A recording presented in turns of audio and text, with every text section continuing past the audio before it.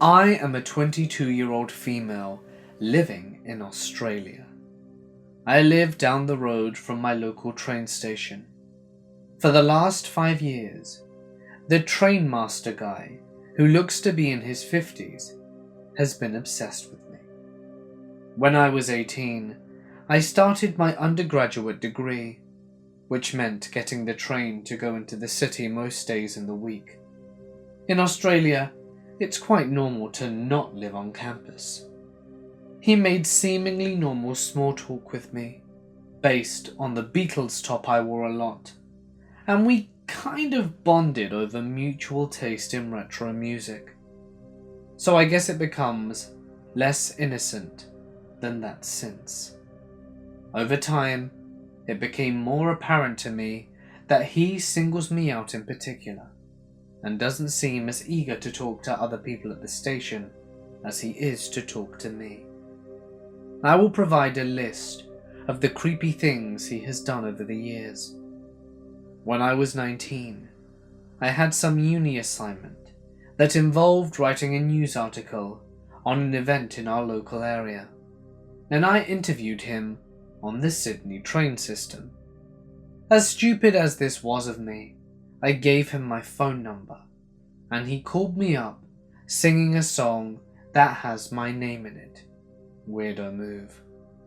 Also, when I was 19, he said that he wanted me to come into the station room with him so that we could take a selfie together, to which I awkwardly refused.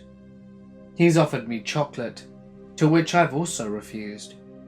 On another instance, when I was 19, he would come up and hug me out of nowhere, usually when the station was a bit deserted, and kiss me on my breasts. Presumably, that's because I'm a lot taller than him, and his head comes up to my breasts. And bear in mind, I was fully clothed, so I can't say it was directly onto them. Whenever he sees me in my gym tights, he compliments the way I look in them. This still occurs, though I'm pathetically awkward and polite to cause a scene over it, and a bit scared of the consequences regarding how he would react. When I was 20, I went on an exchange to England for half the year, and when I came back, he made the biggest fuss, and it was quite embarrassing. I started wearing eyeliner more often last year, and he would make the point of telling me that he thought of me when he was driving the other day, and how much better I look now that I've put more effort into my makeup. Often, he sits down next to me when I'm on one of the seats, and when I move away from him in a subtle way, he will shift over to me. The other week, he had an event at Sydney University, which is where I did my undergraduate, and he took photos on his phone to show me so that I could reminisce. So I've clearly dug myself into a bit of a hole with this one, thanks to my earlier stupidity. He's not exactly doing anything illegal to me, and certainly nothing that would get him incriminated. Looks like I'm stuck with him until I move next year. So, creepy station master, let's not meet again. Even though I'll probably see you later when I have to head to work.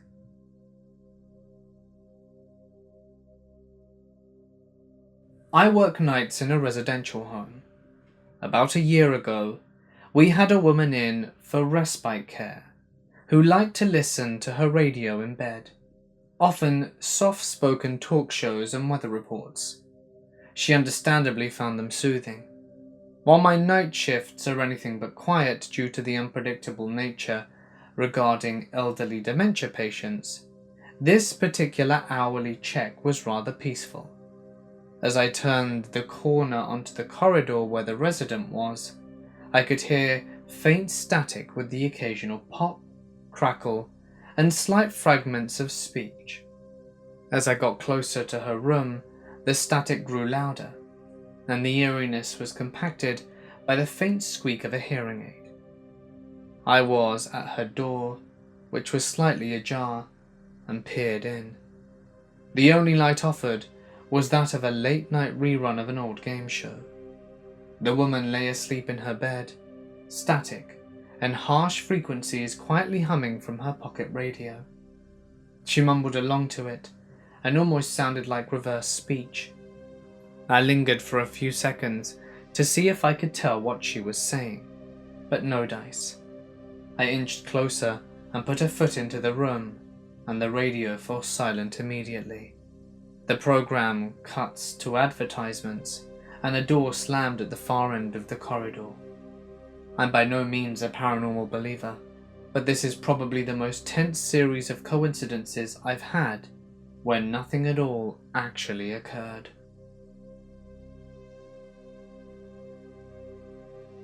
I'll begin by saying I live in an apartment building with 5 connected 2-story townhomes. My next door neighbour is the last home on the building. He has seemed just like a normal guy so far. He told us he has bipolar anxiety and PTSD. That's fine. I even provided him with some information on how to get some counselling sessions. Last night, my partner and I got home, and he was smoking outside his house. Whatever. He had a short conversation with us, and he apologized for his friend getting drunk, and he had to stop him from going on a shooting spree. I didn't hear anything. It was weird, but we were both tired from work, so we just kind of wrote it off. Fast forward. My partner and I had been laying in bed for about 30 minutes. It's 2 a.m.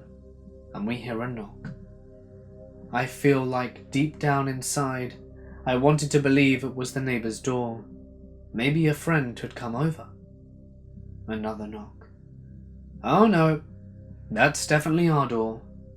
Another knock. Another knock. There became less and less time between each knocking. My partner and I are looking at each other. We don't know what to do.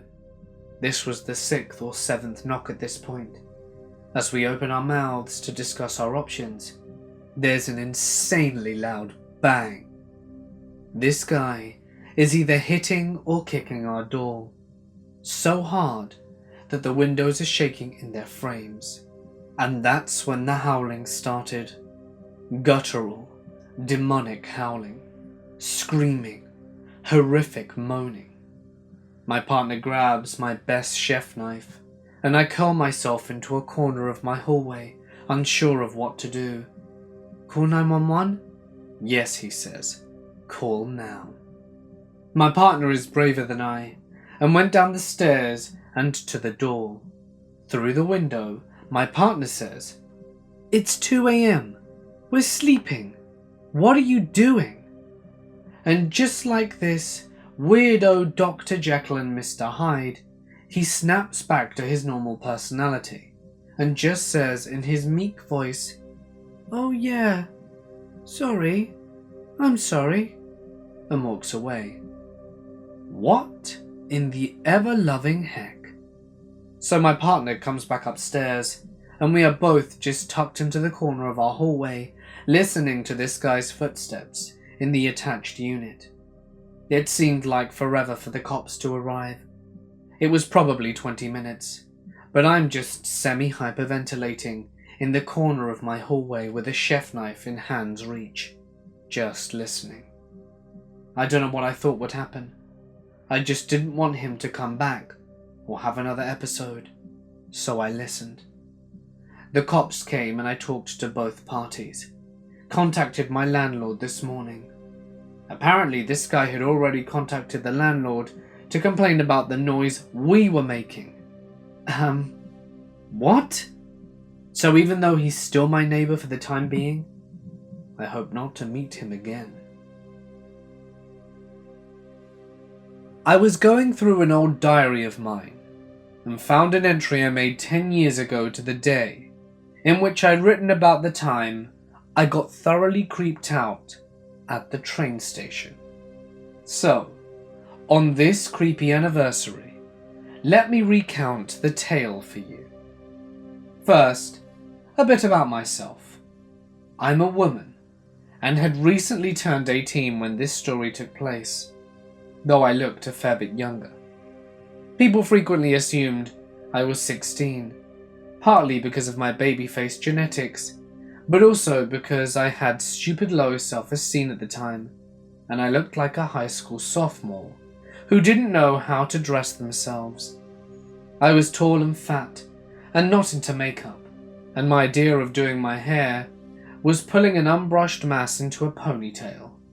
Fashion was t-shirts with pop culture references on it, and jeans I hadn't washed in a month. I was hardly the prized pig at a fair. This dunking on myself will become relevant later, I promise. Anyway, I was coming home from uni, and I needed to switch trains at South Yarra station. My next train wasn't due to arrive for another 15 minutes, so I was hanging around the station cafe, wondering if I really needed a potato cake. I was deep in thought about this when I felt someone sidle up right next to me. I could feel their presence over my shoulder, so I stepped to the side, thinking they were trying to get past me, but they didn't move around. They shuffled closer, so that we were less than a foot apart, and muttered something to me. "Sorry, I didn't hear you. What was that?" I asked, turning around. "I said, do you want to get a coffee?" Oh, the forwardness of the question kind of stumped me. So I stood there for a moment, looking at the guy who'd approached me out the blue. He was pretty normal looking, to be honest. Clean-shaven, casual dressed, medium-length hair. Looked to be to his mid-early 30s. Was kinda weedy and a little taller than I, making him quite tall because I'm 6 foot myself. And he had a nervous demeanor about him, like he couldn't seem to look me in the eye. Aside from his abruptness, nothing about him seemed out of the ordinary. He glanced at me, waiting for an answer to his question. My creep alarms weren't ringing, but I still wasn't in the habit of going out for drinks with strangers. "Coffee? Now's not a great time for me," I said, with an apologetic shrug. "I've got to catch a train." "Oh." He looked down again. "Do you have to?" That's weird. But I insisted that I indeed had to, because I was on my way to an appointment. A barefaced lie. But whatever got me out of this conversation quicker. Then the questions started. "So, what kind?" he asked. "What? What kind of appointment?" Dentist." Right. What train are you getting?" The one to Sandringham." "Oh, I'm going to Alamein." Ha! Opposite direction. Yeah. Anyway, my train's leaving in a few minutes, so I really should be heading off." "What about tomorrow?" "What? Can we go for a coffee tomorrow? At 10? "Oh, I don't know. I've got school." "You can skip it, right?" Well, it's the first week, so I kind of have to go." "How about after?" "I think I'm meeting some friends after that, actually." "Oh, but you can cancel with them, right? They'll understand." I guess so." At this point, the guy chuckled and shook his head. He nudged my arm with his elbow. "I am hitting on you, you know. Remember what I said about not being the prize pig? I was a depressed, insecure teenager who'd never been hit on before in her life. And when he said those words, something in my brain shifted. I spent years believing I was fundamentally unlovable. I stayed in toxic friendships because I didn't think I deserved any better, and I should be grateful for any attention I got. It's like I was an orphan in a Dickens novel, and I had to cling to any crust of affection thrown my way, because I didn't know where my next meal was coming from. Those feelings surged up, and the whole encounter with this dude flipped. He was no longer a stranger pestering me for coffee. No. Suddenly, he was someone to whom I owed a debt. He was benevolent enough to find someone like me attractive. Therefore, I owed him. I smiled nervously. Sorry, this is just the first time something like this happens to me, so... Well, there's a first time for everything, he said. Anyway, he kept asking me to meet him for coffee out in Hurstbridge, which is a train station 30 kilometres out of the Melbourne CBD. For all of you non-Melbourneians out there, it's also an hour's trip by train. But like I said, I felt like I owed him, so I agreed. I told this guy I'd see what I can do, and he asked me about 5 times to promise him I'd be there. Then he said something I didn't quite catch. It sounded like he said, "I've already had some partners, is that okay?" And I assumed he meant he'd been with people before, so he wasn't a complete novice, as opposed to me, who just admitted this was the first time that they'd been hit on. I said it was totally fine, but what he actually said was, "I already have some partners." And when I said it was fine, he smirked to himself. "Oh, that's fine, eh? You like that too?" He nodded. Nice, haha. Finally, I'm promiscuous. I didn't even know what to say to that. Did he mean polyamorous? No clue. My train had just started pulling in, so I took a step towards the ramp down to the station, giving him a hasty goodbye. He was standing in my way and didn't move when I indicated I wanted to get past. "You'll meet me tomorrow at Hurstbridge, right? At 12. You promise? Promise!" I said yes, fine, whatever, but he didn't move. He stuck out his hand for me to shake. "I'm James, by the way." "I'm Meg," I say, giving him the nickname of one of my fantasy role-playing OCs. As I reached out to shake his hand, he pulled me into a hug. I don't even like being hugged by my own family members, so this caught me completely off guard, and I could do nothing but stand there as his hand rubbed up and down my back, lingered on where he felt my bra strap through my shirt, and he continued to hug me even after my arms dropped down to my sides and I stood frozen, watching my train leave the station. "Oh no," he said, finally ending the embrace. "Did you miss your train? It's okay. The next one's in 15 minutes. I'll wait for you." And I didn't know what to do, because I did not want to be around him anymore. But I still felt like I owed him something. Politeness, at least. There was another train leaving the station in a few minutes, and it wasn't on my line, but I just wanted to be out of there. I told James I could catch that train instead, and take a bus to my appointment, so he didn't need to wait with me. But he insisted. He reached down and held my hand as he walked towards the train station. "Oh, cool," he said, when he saw there was a train going. "I'm going to Frankston. We can go there together." He told me earlier he was going to Alamein. Completely different line. My hand went limp in his grasp. He didn't let go. My brain was buzzing with plans of how to get out of this situation. I wanted to tell him to piss off, but part of me didn't see that he'd done anything wrong. He was socially awkward and overly friendly, and he'd asked me out for a coffee. Those weren't bad things. If anything, I was the bad guy for not giving him a chance.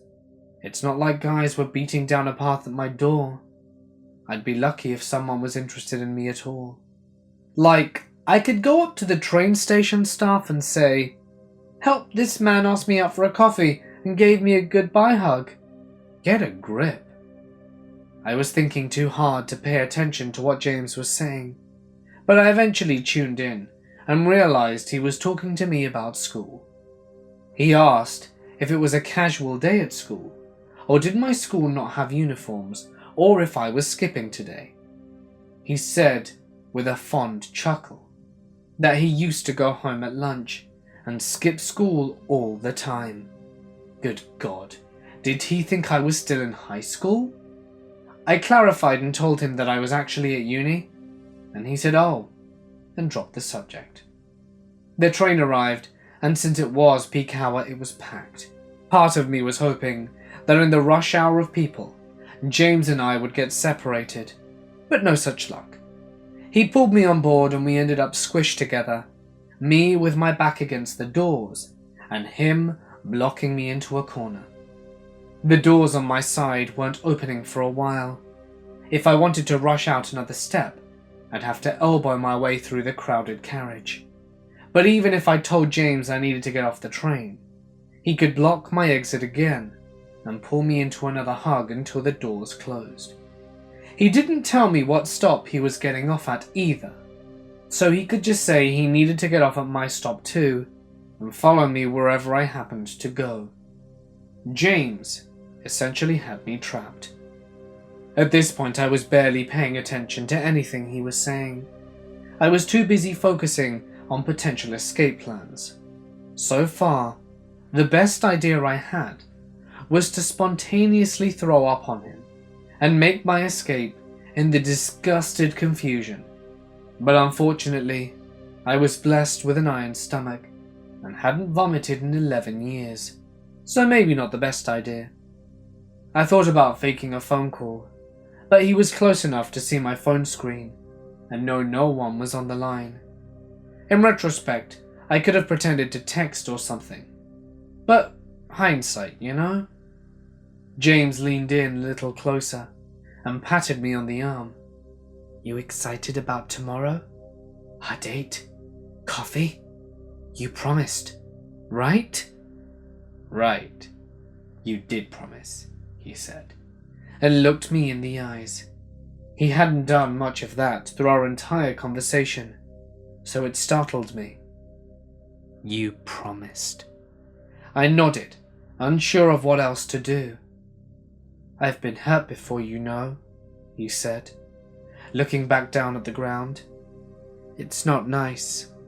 He sounded so woebegone that I felt bad for being so creeped out by him. Maybe he was just really socially awkward and had a hard time getting dates. Maybe this was him trying his best. As a fellow socially awkward person, surely I could understand the struggles. Surely I could give him a chance. James glanced up and down at me. "So, what are you going to wear to our coffee date?" "Huh, how will I recognize you?" I shrugged. "I'll probably wear this, I guess." It was quite hot that day, and I was wearing lace-up sandals I'd borrowed from my mum. Might class it up with some socks, shoes, maybe a hat. "Hey, you know what I like? I like those really long socks. You know what I mean? Oh, like thigh-highs. I think I have a pair of those." "Yeah, I like thigh-highs. I have a fetish for them." "Yeah, he's just real awkward. You gotta be polite and give him a chance."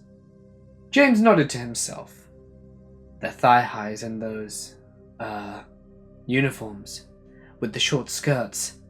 I like those." He's just trying his best. Benefit of the doubt and all. I owe him that much." "Hey," James said, chuckling and leaning in closer. "I've told you two of my fetishes. You tell me two of yours." I looked at him, like he just asked me to hand over two of my teeth. I stammered, something like, "Oh, well, I don't know about that." But he chided me and gently bumped me on the shoulder. "Come on," he wielded. "It's fine.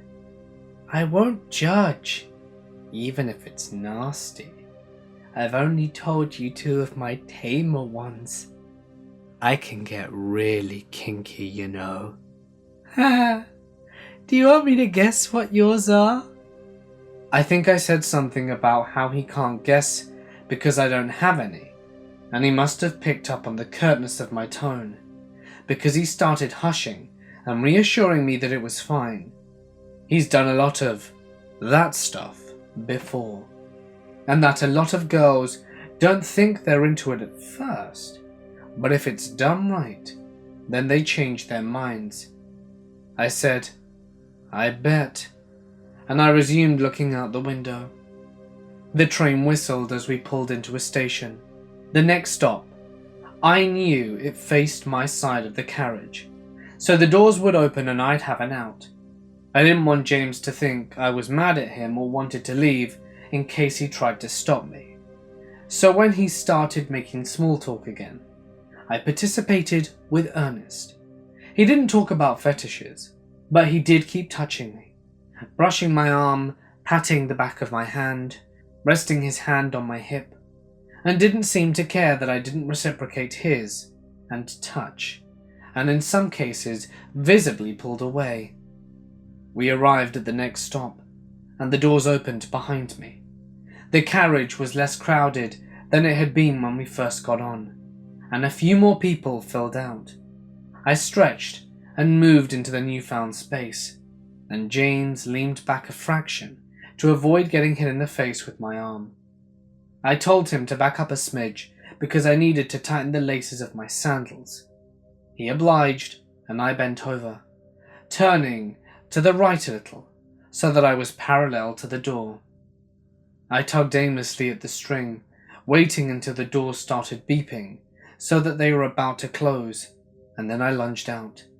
My hip banged against the door just as it slid shut, so I kind of staggered and stumbled out the carriage, but I was out before James registered what happened. I turned and watched him approach the closed doors, repeatedly pressing the button to open them. In retrospect, I shouldn't have stopped, because I had no plan of what to do next if the doors opened and let him out. Fortunately, he'd waited just a second too long, because the train had already started to move. We locked eyes. He stared at me, his face cold and expressionless as the train pulled away. I wanted to get on a train going back the other way I'd just come, but it wasn't coming for another 10 minutes, which would be more than enough time for James to get off at the next stop and board the same train coming back this way. I could walk around the block a few times and wait for a few trains to go past, but what if he came back here and started looking for me? Or, if I did manage to avoid him at this station, who's to say he wouldn't try and find me in South Yarra, where we'd first met?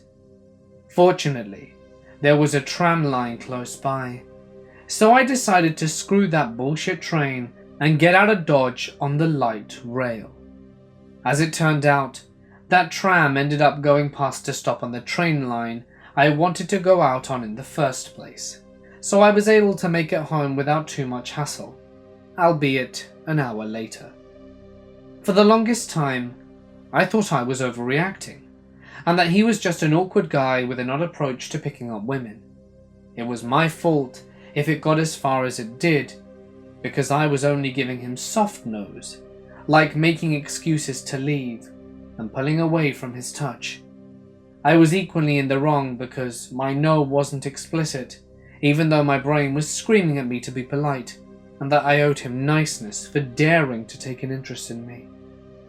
It wasn't until years later did I realize how warped that line of thinking was, and it also took me a while for me to really piece together the fact that he asked me out on a date while assuming I was still in high school, and then later told me about his schoolgirl uniform fetish, which is not a great look. And also, regardless if I was 18 or 28, he still prevented me from catching my train in the first place. He pulled me into a hug without asking, and continued to hug me even when I stopped reciprocating, and only let go when he heard the train leave.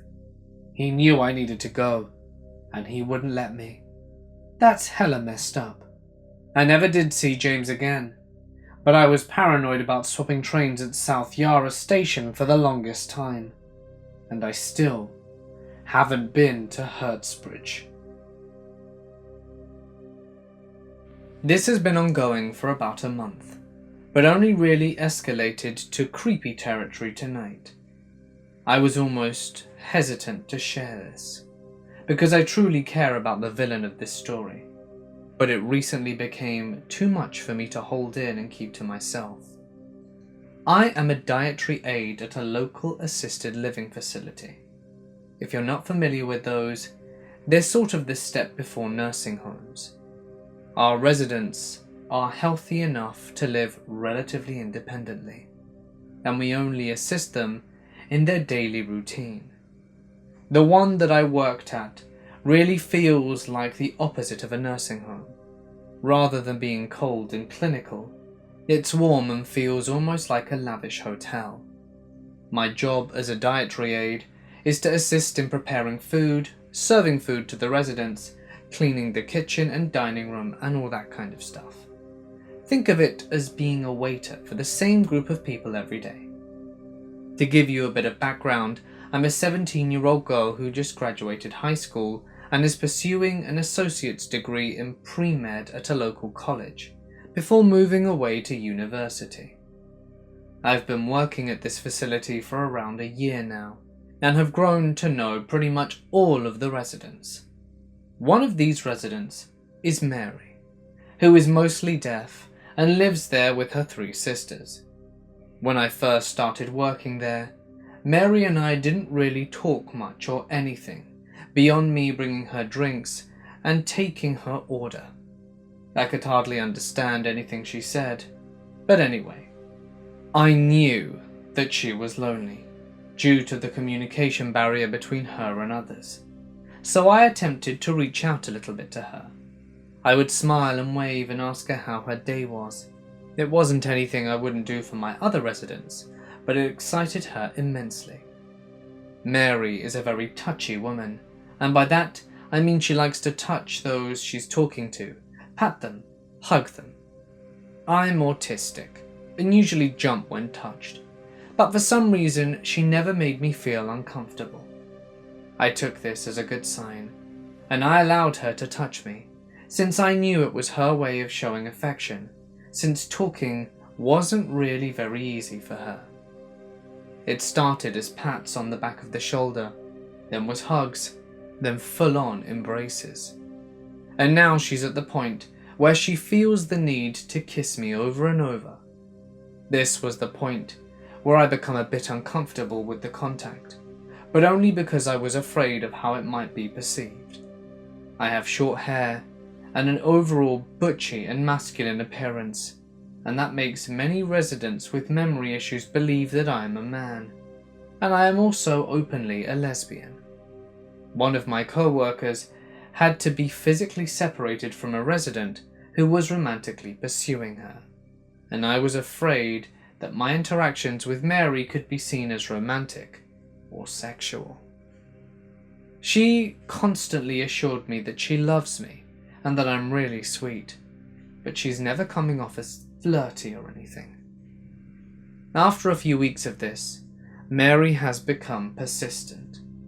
When she's done eating, she stands by the kitchen door as I do dishes and simply watches me, waiting for me to come out and to speak to her. In really busy times, she's waited almost an hour for me to be free, just standing in the doorway and looking in. As I'm serving food and taking orders, she watches me.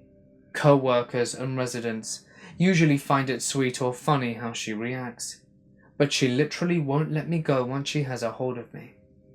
She's actually a really tiny woman, but she's strangely strong, and even if she wasn't, I can't exactly push one of my residents away.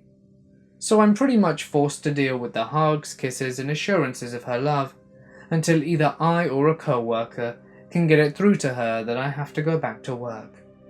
Even then, it doesn't always work out since she's half deaf. But whenever a co-worker comes to my rescue, Mary becomes strangely hostile towards them, holding me tighter and saying that she'll hold me for the rest of my life if she could. Tonight went as usual, with Mary waiting for me and attacking as soon as I stepped out of the kitchen. One of the CNAs told her that I had to get back to work, and Mary gave her the literal dirtiest look, the meanest look I had ever seen her give. and whispered to me that she'd be back later. As a co-worker and I were closing the kitchen, Mary showed up again just like she'd promised. My co-worker was getting the mop water ready in the back of the kitchen, and I had stepped out to clean the counter in the dining room when she latched onto me. "No one can bother us now," she said, and I heard it pretty clearly.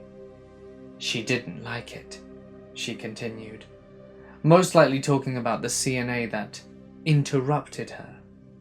Mary embraced me, kissing me over and over, and told me how much she loved me and how she would love me for the rest of her life.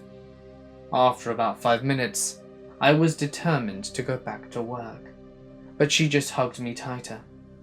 Eventually, someone was trying to get a luggage cart through the dining room, so I tried to break it off and let them through, but Mary dragged me to the other side to let them through without letting me go, and it was nearly 10 minutes before I could convince her to let me go. According to the CNAs, all Mary talks about is me, even when I'm off, and Mary knows I'm off. She waits for me, as though I might somehow show up. I truly do love and care for Mary, and often wonder what made her latch onto me. I don't know if I remind her of someone from her past, or if she just happens to really like me, but it's getting to the point where her life revolves around me, and she's willing to fight against anyone who gets in the way of that. It would be really sweet and cute if she just happened to like me, but she can't stand to be away from me. What really scares me is how she retaliates against everyone in order to be with me. My mum's theory is that Mary knows her life is coming to an end, as she's 85 to 90, somewhere in that range, and finds some sort of comfort with me. Update, June 16th, 2018. You know my theory about how Mary might think I'm a man? Yeah, turns out that was the case. One of the administrators at work told me to avoid Mary until they could talk to her about the situation. And as I did dishes tonight, we had the kitchen door closed so that Mary couldn't get to me. She started banging on the door, staring at me, when a CNA told her that she needs to leave me alone and let me do my work. Mary then said, "I want him," and the CNAs tried to explain to her that I not only was a girl but also a minor, and this just sent Mary into a frenzy, and she claimed that they were lying and that she wanted to be with her man. She started making threats, both legal and physical, and eventually it was decided that corporate would be brought in and decide if the best option would be to kick her out, since she is technically sexually harassing a minor. I was told by one of my co-workers who was helping to guard the door, and I was stunned, horrified, and a lot of other things I can't really describe. This whole time, all the kissing, touching, holding, it was all sexual. All the times she had invited me into her room, it wasn't just to hang out with me, it was because she wanted more. The woman I had thought as a sort of grandma-esque figure was romantically obsessed with me, and I can't help but feel violated. Even though she wasn't allowed to come near me, she sat by the dining room sobbing, feeling as though her only love were taken away from her. It's sort of a difficult situation, but I truly do love her, but not in the way that she loved me. I know that she's not all there in her head, and wished that I could have known this before reluctantly allowing her to kiss me on the mouth and touch me on the chest and thigh. I just thought that it was her strange way of expressing herself through touch, but it seems like I was simply too optimistic. Mary, as much as I care about you and want you to be happy, please, let's not meet. October 16th, 2018. Final update. You know how Mary would lash out at people who claimed I was a woman? Well, not long after the big incident, I decided to tell her myself, to the best of my abilities of course, that I was not a man, and I had to repeat it tons of times. But finally she looked at me and asked, "Are you sure?" I nodded, and finally it hit her that I was a woman.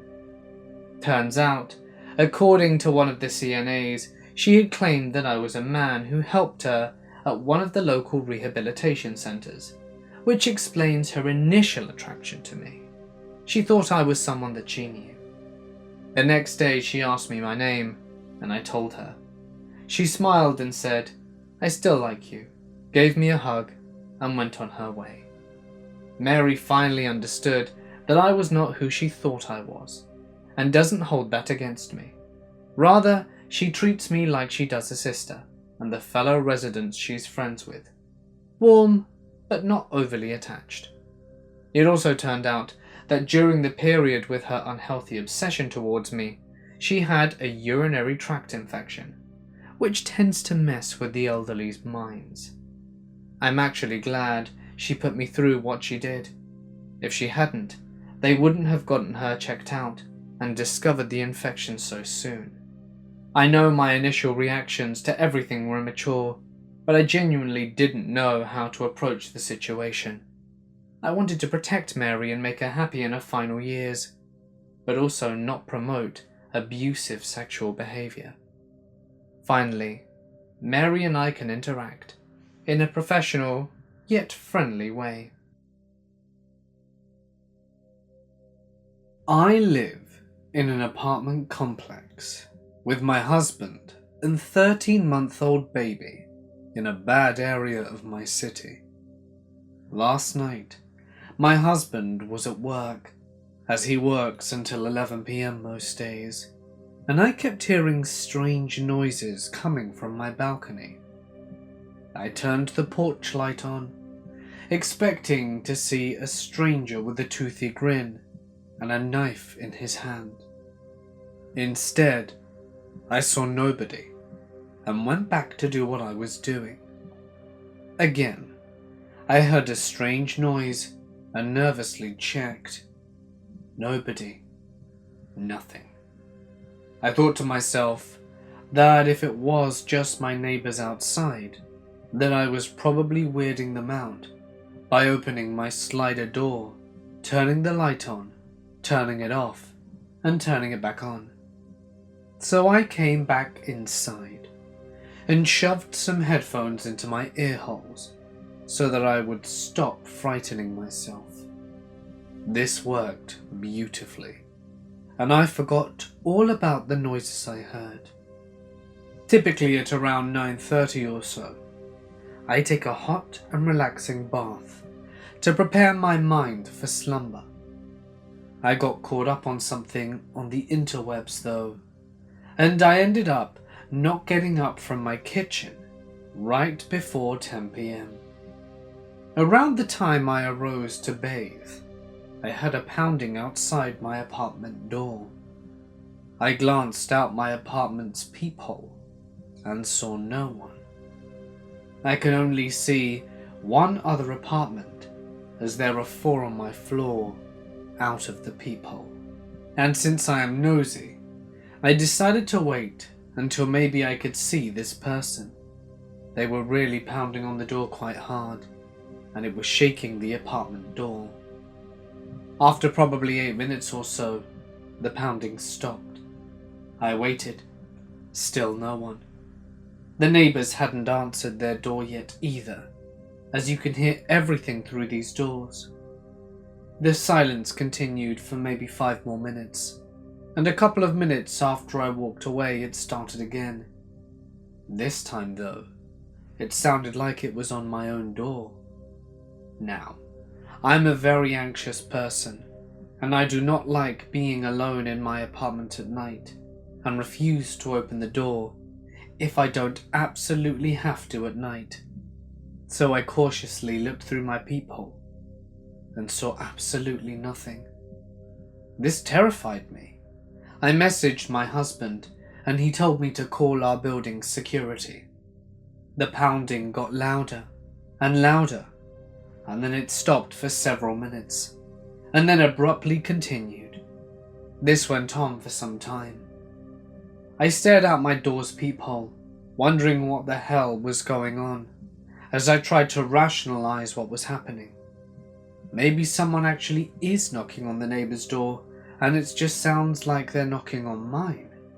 Maybe someone's locked outside and is pounding on that door. Then my thoughts were disrupted as someone began to scratch at my door.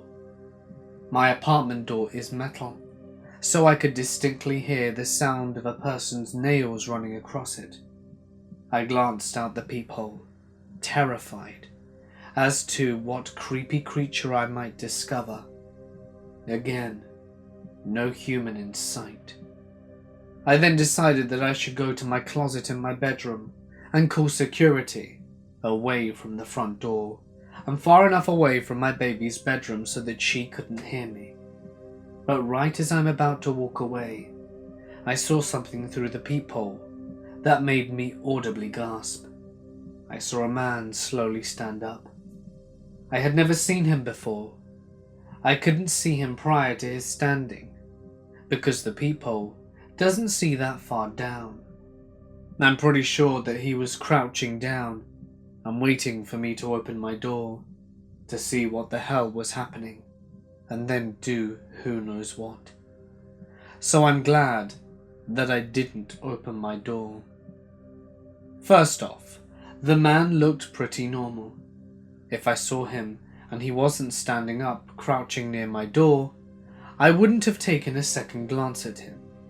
I couldn't really tell his height or eye color. The peephole kind of distorts everything. He was white and had brown hair. His facial expression was very calm, but it seemed like the kind of calm that you witness when someone is about to lose their mind. I don't know. It's hard to explain. Just so that you're aware, by the way, my apartment is directly in front of the stairs and the locked door that leads outside, as people have to buzz their apartment of choice to get in without keys. So I have a very clear view of the main front door and the apartment to my left. I cannot see the other two apartments on my right and the stairs leading to the third and final floor. Anyway, after the man got up, he went down the stairs, but he did not exit the building. He turned around the corner, probably to attempt to creep out some other folks, although I heard no more additional pounding. So maybe he lives down there, or was staying someone who lives down there. I shakily called the police after he left. They came into my apartment and filed a report. They didn't really seem to care much though. I'm sure they get a ton of calls from people in my crappy neighborhood. At least I made a report though, right? It was very difficult for me to sleep that night. I sleep with my back to the open window and wear earplugs. I know it's weird. They were a necessity when I was a teenager and had a drunk father come home at 2 a.m. when I needed to wake up for 6 a.m. for school. So now I can't sleep without them. And I kept imagining someone somehow breaking through the window and slicing my throat, and my husband wouldn't hear me because he was in the living room with a handset playing Destiny. Nothing out of the ordinary happened that night though. Last night, I was afraid that I would hear it again, and as I was about to get into the bathtub, I did hear knocking. It startled me at first, but then I heard one of my neighbors yelling in Spanish. I couldn't understand him, but I'm pretty sure the poor guy got locked out by his young daughter. So I guess this ends up being rather boring, which is good. My husband immediately brought a dowel to stick in our slider, and we also brought one of those really overpriced sticks that you put under your doorknob for extra protection. And here is my number one question. Besides what the hell this weirdo was doing crouching and knocking, why didn't any of my neighbors hear him? It wasn't even 10 o'clock at the time. That incident seriously unnerved me, but it didn't end there. So about 1.5 weeks ago, I snatched up my baby and we had plans to go to the store to buy a couple of things. When I got outside of my apartment building, there was a woman crying almost directly in front of it. I gave her a look of sympathy to sort of say, "I hope you're alright," without prying into her business. Then I noticed the man who was standing next to her and holding her shoulder. I probably gave him the strangest look, but I was 99.7% sure that it was the man who had been knocking and scratching at my door a week or so earlier. The woman he was holding was my neighbour, who lives directly beneath me, apartment number 4. There are a lot of people that visit and possibly live in that apartment, and I reckon I hadn't seen him before, or maybe he was her new boyfriend or something. Anyway, I found the man. I was certain of it. He looked fairly normal too. I walked to my car, and as soon as I noticed the police cars in the parking lot, there were about 7 or 8 of them scattered around. I wondered what the hell had happened. I really wanted to stick around and watch this shit show unfold, but I didn't know if this is true for every neighborhood. Growing up in the hood, if any sort of fire truck, ambulance, or police cars were going to be seen at houses or a house, the entire neighborhood would walk down the block to stand around and gawk. I understand this behavior, but it annoys me an unbelievable amount, so I drove away. When I returned about an hour and a half later, the police were still there. I assumed the whole thing was about a break-in, or maybe the neighbor had a lot of pot in their apartment or something. Eventually, I just forgot about it. So I go on living and hope that I don't see this man at my door or near my apartment or outside. And I don't. Life is good. And then last week Monday, the 6th. The only reason that I remember the date is because this was the first time that I took my younger sister to donate plasma, and I had set up the appointment. I brought my sister and niece back to my apartment to hang out for a bit. As I was going up my stairs, I immediately noticed a truly awful smell that made me instantly gag. Now, I have a very strong stomach. I don't usually gag over smells. Years ago I worked maintenance at a grocery store and had to clean out the 8-ish foot long dairy drain. If you don't know what year-old rotten milk smells like, it smells exactly like the biggest puddle of diarrhea wrapped in a giant turd. I gagged, and then entirely joking, I told my sister that someone must be cooking meth in their crappy little apartment. Now I don't know what someone cooking meth smells like.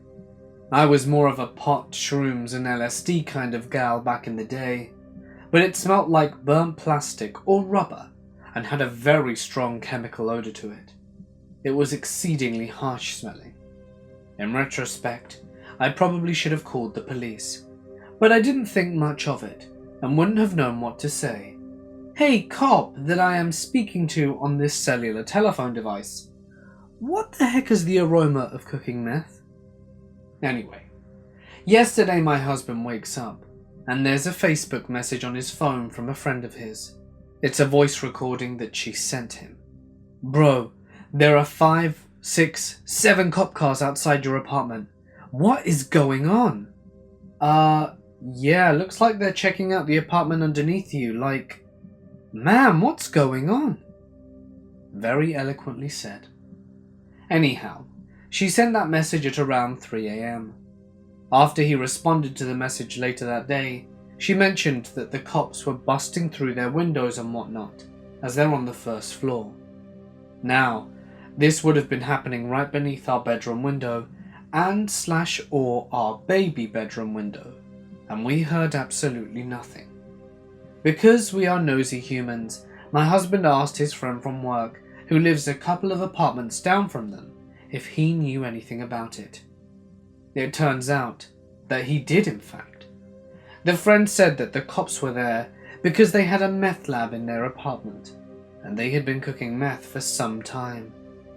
I know that this is just hearsay and all, as the friend heard it from someone else, but I am convinced that the man who was lurking around my apartment was on meth, and maybe that's why he was acting like that. He didn't really seem to be on drugs to me though, but as I previously stated, I have never been around anyone on meth. Does the smell of it cooking smell like chemically plastic? That is just the worst description ever. Would a person on meth act how he did? Or am I just jumping to conclusions? Also, why would the cops have been there the first time? I saw the police go into their apartment, and no one was arrested that I could tell. They wouldn't have just let someone off the hook if they found meth supplies used to manufacture meth inside of their apartment. Any speculations are welcome. I was stalked by an ex for about 6 or 7 months. After we broke up, he enrolled at my university. Now this university is huge. There are people I know who also attend the school, and I've never run into them once in 4.5 years. My ex found me on campus every single day. This really unsettled me, to the point where I made sure I didn't hang out in the same space too often. But he still found me. He was constantly blowing up my phone too. We had decided we would try and stay friends, but he took that to the next level. If I didn't answer every single text he sent within a very small amount of time, he'd call and scream at me, or call me names over text. He'd find my car around town and leave notes on my windshield. Finally, I exploded and told him to leave me alone. I'm a very quiet person, and he was not used to me standing up to him, so I guess it worked. He dropped out of the university and didn't try to contact me again. I blocked him on everything, just to be sure. This happened about an hour ago. I was riding the subway back to my dorm in North Philly, after dropping my boyfriend off at the train station. Being extra cautious on the subway, I sat in the seat closest to the window. A man came and sat next to me, and I glanced over to look at him. As I did this, I noticed a man sitting across from me, staring openly at me while playing with a rope in his hand. This wasn't a small piece of rope. It was a thick boating line. I thought it was odd, so I decided to look away. I glanced back periodically, and every time I did, he was still staring, licking his lips and tying knots in the rope. At this point I'm freaked, so I stare out the window. As I do this, I catch his reflection.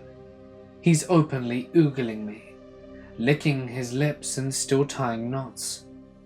I get off at my stop for my transfer north, and didn't notice him get off. I walked down to the platform for the northbound train and sat on a bench next to a kind-looking lady. There was only about a foot or so between us, definitely not enough room for someone to sit down. As I glanced down to check the time, the same man from the train came and sat directly next to me, between the lady and me. At this point I'm freaked, but I didn't want to make a scene, so I scooted over to the edge of the bench and kept my head down. He moved as close to me as he could, mind you, still tying knots in his rope and not looking away from me. At this point I knew something was on. He was a very large man, 6'4", 250 pounds. So I decided to just get up and stand on the platform. He got up directly after me and stood half a step behind my back. I could feel his breath on my neck. I'm in a full-blown panic. There are people watching on the platform, but nobody was noticing what was happening. I decided the best thing I could do was walk up the steps and wait for the train next to the ticket booth. He didn't follow me, so I was relieved. When the train came, I walked down the steps and sat between two ladies. He sat directly across from me. He still had the rope in his hand, tying knots. The end of the rope was in his hands, while the rest was stuffed in his pockets. The train leaves the station, and he's back staring at me openly. He looked hungry, and not in the way that he wanted a meal. I have no words to describe the look in his eyes, other than terrifying. I've never seen that look before. I tried to call my mum, as a comfort while I waited for my stop to come up, but she didn't pick up. I kept my head down, occasionally glancing up to see him unchanged, just tying and untying the rope. At this point I'm thinking about escape plans. I knew I shouldn't get off at my stop, so he wouldn't know where I lived. When I get to the stop before mine in the busy area, I wait till the very last second to get off the train. The doors won't stop, even if you try to get them open. Right when I hear them start to close, I jump up and sprint out the doors, and I get off right as they close. I look back and saw him try to run off as well. I could see him pressed against the doors, looking at me in the eyes. I've never been more scared in my life.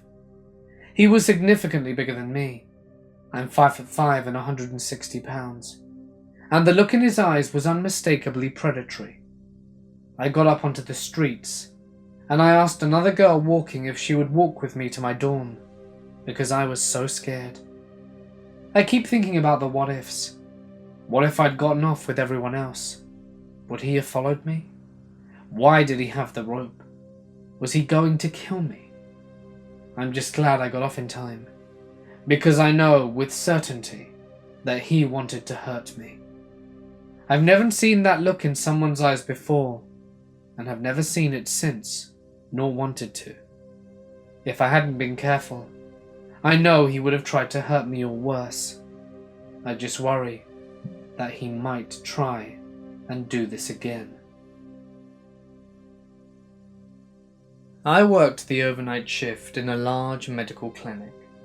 The place was over 80 years old at the time and had been built on kind of a piecemeal. So it spreads over a few acres and has areas that would be left empty as renovations were being done. It also had research labs, offices, and medical school training areas inside. One night, I was on the 7th floor and heard a ruckus coming from below me. I headed down to the 6th floor, expecting that some construction equipment had fallen over. Now there is only one large office on the 6th floor, and it's in a big U shape. So if you walk in one door, you can only see the other half of the office. Anyway, I try the first door and it's locked. I walk to the second door and try that one. It's also locked. I get the door open and go inside. I flip the light switch and nothing happens, so I pull out my flashlight. I flip on my flashlight to see a filing cabinet with the drawers open and papers thrown about everywhere. I keep looking, and a couple of desk chairs are flipped over too.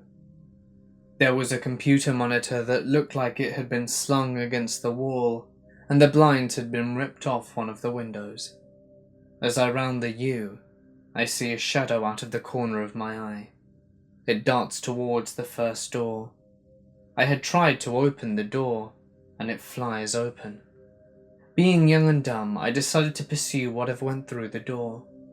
I get through the door just in time to see the fire exit door starting to close. I kicked into high gear and exploded through the door. I could hear footsteps about one flight below me. I kept chasing the footsteps as fast as I could, and even started skipping stairs. By the time I hit the fire exit at the bottom, the door is just finishing its outward arc, so I keep thinking I can still at least get a description of whoever did this. I exit the door and look to the right. It was the most logical course of travel they exited before the door was fully open. There was no sign of anything. I look to the woods across the street, and there's no one trying to climb the fence. I look to the left and see one of the cleaners sitting beside an overturned bucket, and there was a half-eaten sandwich on one side of him, and his phone on the other. I ask if he saw anyone. He said he was sitting on the bucket when the door flew open with enough force to knock him over. He was convinced I had slung open the door just to mess with him. Then I told him what happened. His response was, "That's why we don't go up there at night." I managed to convince myself it was a homeless person that got in there somehow. Every night guard I told that story to had a similar story from that office though. I also found out it had been empty for months because it was deemed unfit for occupation. They remodeled it a few months later, but the stories kept coming out about people coming in and finding their chair flipped over or their stuff moved. I still choose to believe it was a homeless person, but I never went back there after midnight. We moved a lot when I was a kid, but throughout high school, I always used the same bus stop. It was about a half block away, where our quiet suburban street intersected with a slightly busier one. I was often there alone early in the morning. For the longest time, the most interesting thing that might happen was a raven scolding me from a tree, or that a family of deer would follow me from the park across the street from my house to the bus stop through the fog, and past me to walk into the forest preserve beyond the intersection. It was a quiet neighborhood, and only a handful of cars might pass by while I waited for the bus. The deer stopped following me after the harassment began. That morning, a Jeep suddenly hits the brakes and slowed to a stop in front of me. The driver had all the windows rolled down, even though it was a chilly, wet autumn morning, one of those days where the mist just clings to and saturates everything, and the clouds are so low in the sky that you feel like the world is just a big room that you're in. Because of the fog, they hadn't seen me until they were a few meters away, and their braking made a screeching sound. They stopped their car, and the driver just sat there staring straight at me. I couldn't make them out. They were wearing a light grey hooded sweatshirt and sunglasses. I didn't see anyone else in the car. After about 30 tense seconds, during which my bemusement gave way to concern that someone was going to hit this guy stopped in the road, he finally turned to me, yelled a racial slur, smiled, and took off. I didn't think much of it at the time. I was newish to the area. I'm not great with faces, and I figured it was one of the kids at the high school trying to be edgy, or maybe just a local asshole who had mistaken my ethnic background. Either way, I didn't think about it at all until next week, when it happened again. This time the guy had friends with him. The windows were tinted, and they only cracked them down so that I couldn't see them. He yelled a different slur at me, and I could hear their laughs as they drove away. This continued to happen, sometimes twice a week, sometimes going months in between. They sounded young, so I continued to write it off as another local weirdo hazing ritual. But gradually, it began to get under my skin. There were two things that bothered me about it. First, the slurs. They were ugly and hateful, and they sounded promisingly violent to me, even though I felt like they could tell that I wasn't a Mexican or an Asian person, or any of the other groups they use slurs for.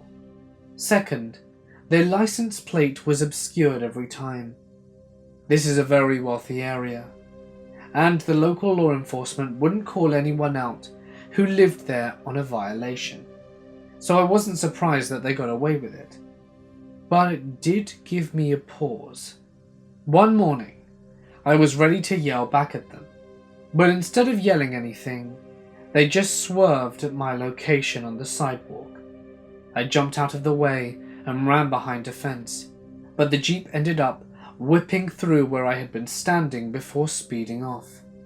I figured the kid had overshot it and hadn't actually meant to hurt me, but some of the things that followed have since made me wonder. One morning, I came up to the bus stop, and there was just blood all over the area where I usually stood. It was wet for the rain, but otherwise congealing, turning dark in places. But I knew what it was. It wasn't a huge amount, but it was off-putting. A few days later, there was a dead animal there, mangled and brutalized. It wasn't roadkill. I couldn't take my eyes off it. Even after getting on the bus, it wasn't there when I returned in the afternoon. It wasn't an accident. I felt certain of it. It looked to me as though it had been stabbed repeatedly. Extreme overkill. I started to see the jeep outside the morning bus stop, but the windows were never down, and it always sped off when I looked at it, or I otherwise couldn't get to it before it left. This carried on for years. One day in the summer, I was walking through my neighborhood with a friend, and the jeep came by at a very high speed, and an egg hit me in the chest. It flowed down my shirt and onto my pants, and all I could think to do was turn to my friend James and say, "You saw that, right?" Because until then, no one else had ever witnessed the events, and my family members seemed skeptical when I mentioned it. I had to go home and change my clothes and take a shower, since the egg hit me at such high speed that it went into my hair and everywhere.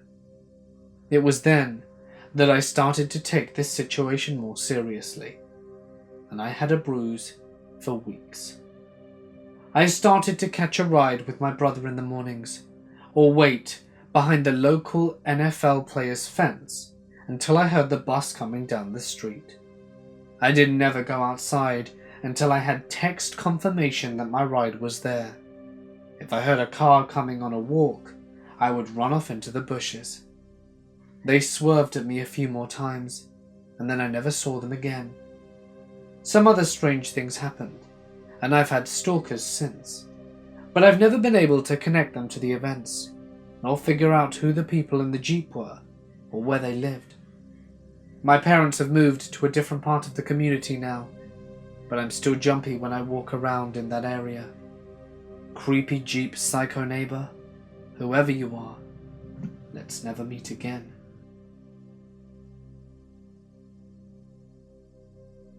This experience happened on the previous divisions I worked on. I worked the 110-mile mainland between Kingsport, Tennessee, and Shelby, Kentucky. This route goes through the Appalachian Mountains and also passes through the coal fields and mines that once had the area's dead economy booming. This is now one of the poorest areas in America. You often see almost unlivable shacks with families in them along the tracks. When I was a young blood, the old heads and locals told me of the folklore and tales of the mountains. Just figured I was getting hazed, since I'd now been there 15 years and had never seen any of it. Well, until now. I got a call for a train out of Kingsport for 9 p.m. I arrived at the yard office at 8:30 and greeted my conductor. He was just out of training, and this was going to be his first trip. His name was Chris, and after a short conversation, I thought I'd like working with him. We boarded up the locomotive, and by about 9:30 p.m, we were given the track warrants and green-lighted to leave. I notched the throttle back and let her eat. As an engineer, you have to constantly be aware of your surroundings. After leaving, I noticed a little movement in the second unit. "Damn hobos," I said. We ended up having to take siding just before going into Virginia and meet another train. I took the opportunity to investigate the movement in the second unit. I turned on the locomotive cab lights and looked around. Engineer's seat, clear. Conductor seat, clear. Out of random bodily urge, I went to the engine bathroom to urinate.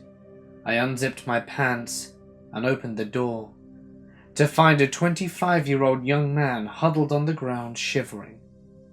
It was the middle of winter, December 23rd to be exact. I got him up, showed him how to work the heater, and sat him down. He was trying to get a big stone gap. "Virginia for Christmas," I said. "You're in luck. We'll slow down, so you can get off there." He smiled and thanked me, and I went back to the lead unit, because we had been given the green signal to leave. We were going through the most rural areas of the route from this point on. It takes a strong mind to do this. The loneliness, the nighttime silence, only being broken by your conductor's voice calling signals, and the miles of open tracks in darkness can get to a weak constitution. Around 3 a.m, we were approaching Natural Tunnel. All of it is about a 2-mile-long cave the railroad built track through. A lot of Indians were killed on these hillsides as the railroads were built through here. As we went through the Natural Tunnel, our mid-train power locomotive lost radio contact in the cave with the lead engine. This put unnecessary stress on the couplers, causing the train to split in half. We put the train in emergency, and once we fully stopped, we determined the train needed to be walked. Normally the conductor would go alone, but Chris was scared, so I decided to walk with Chris, and we walked by the light of his lantern. Our train was 2 miles long, and we found the broken knuckle, or coupler, about halfway.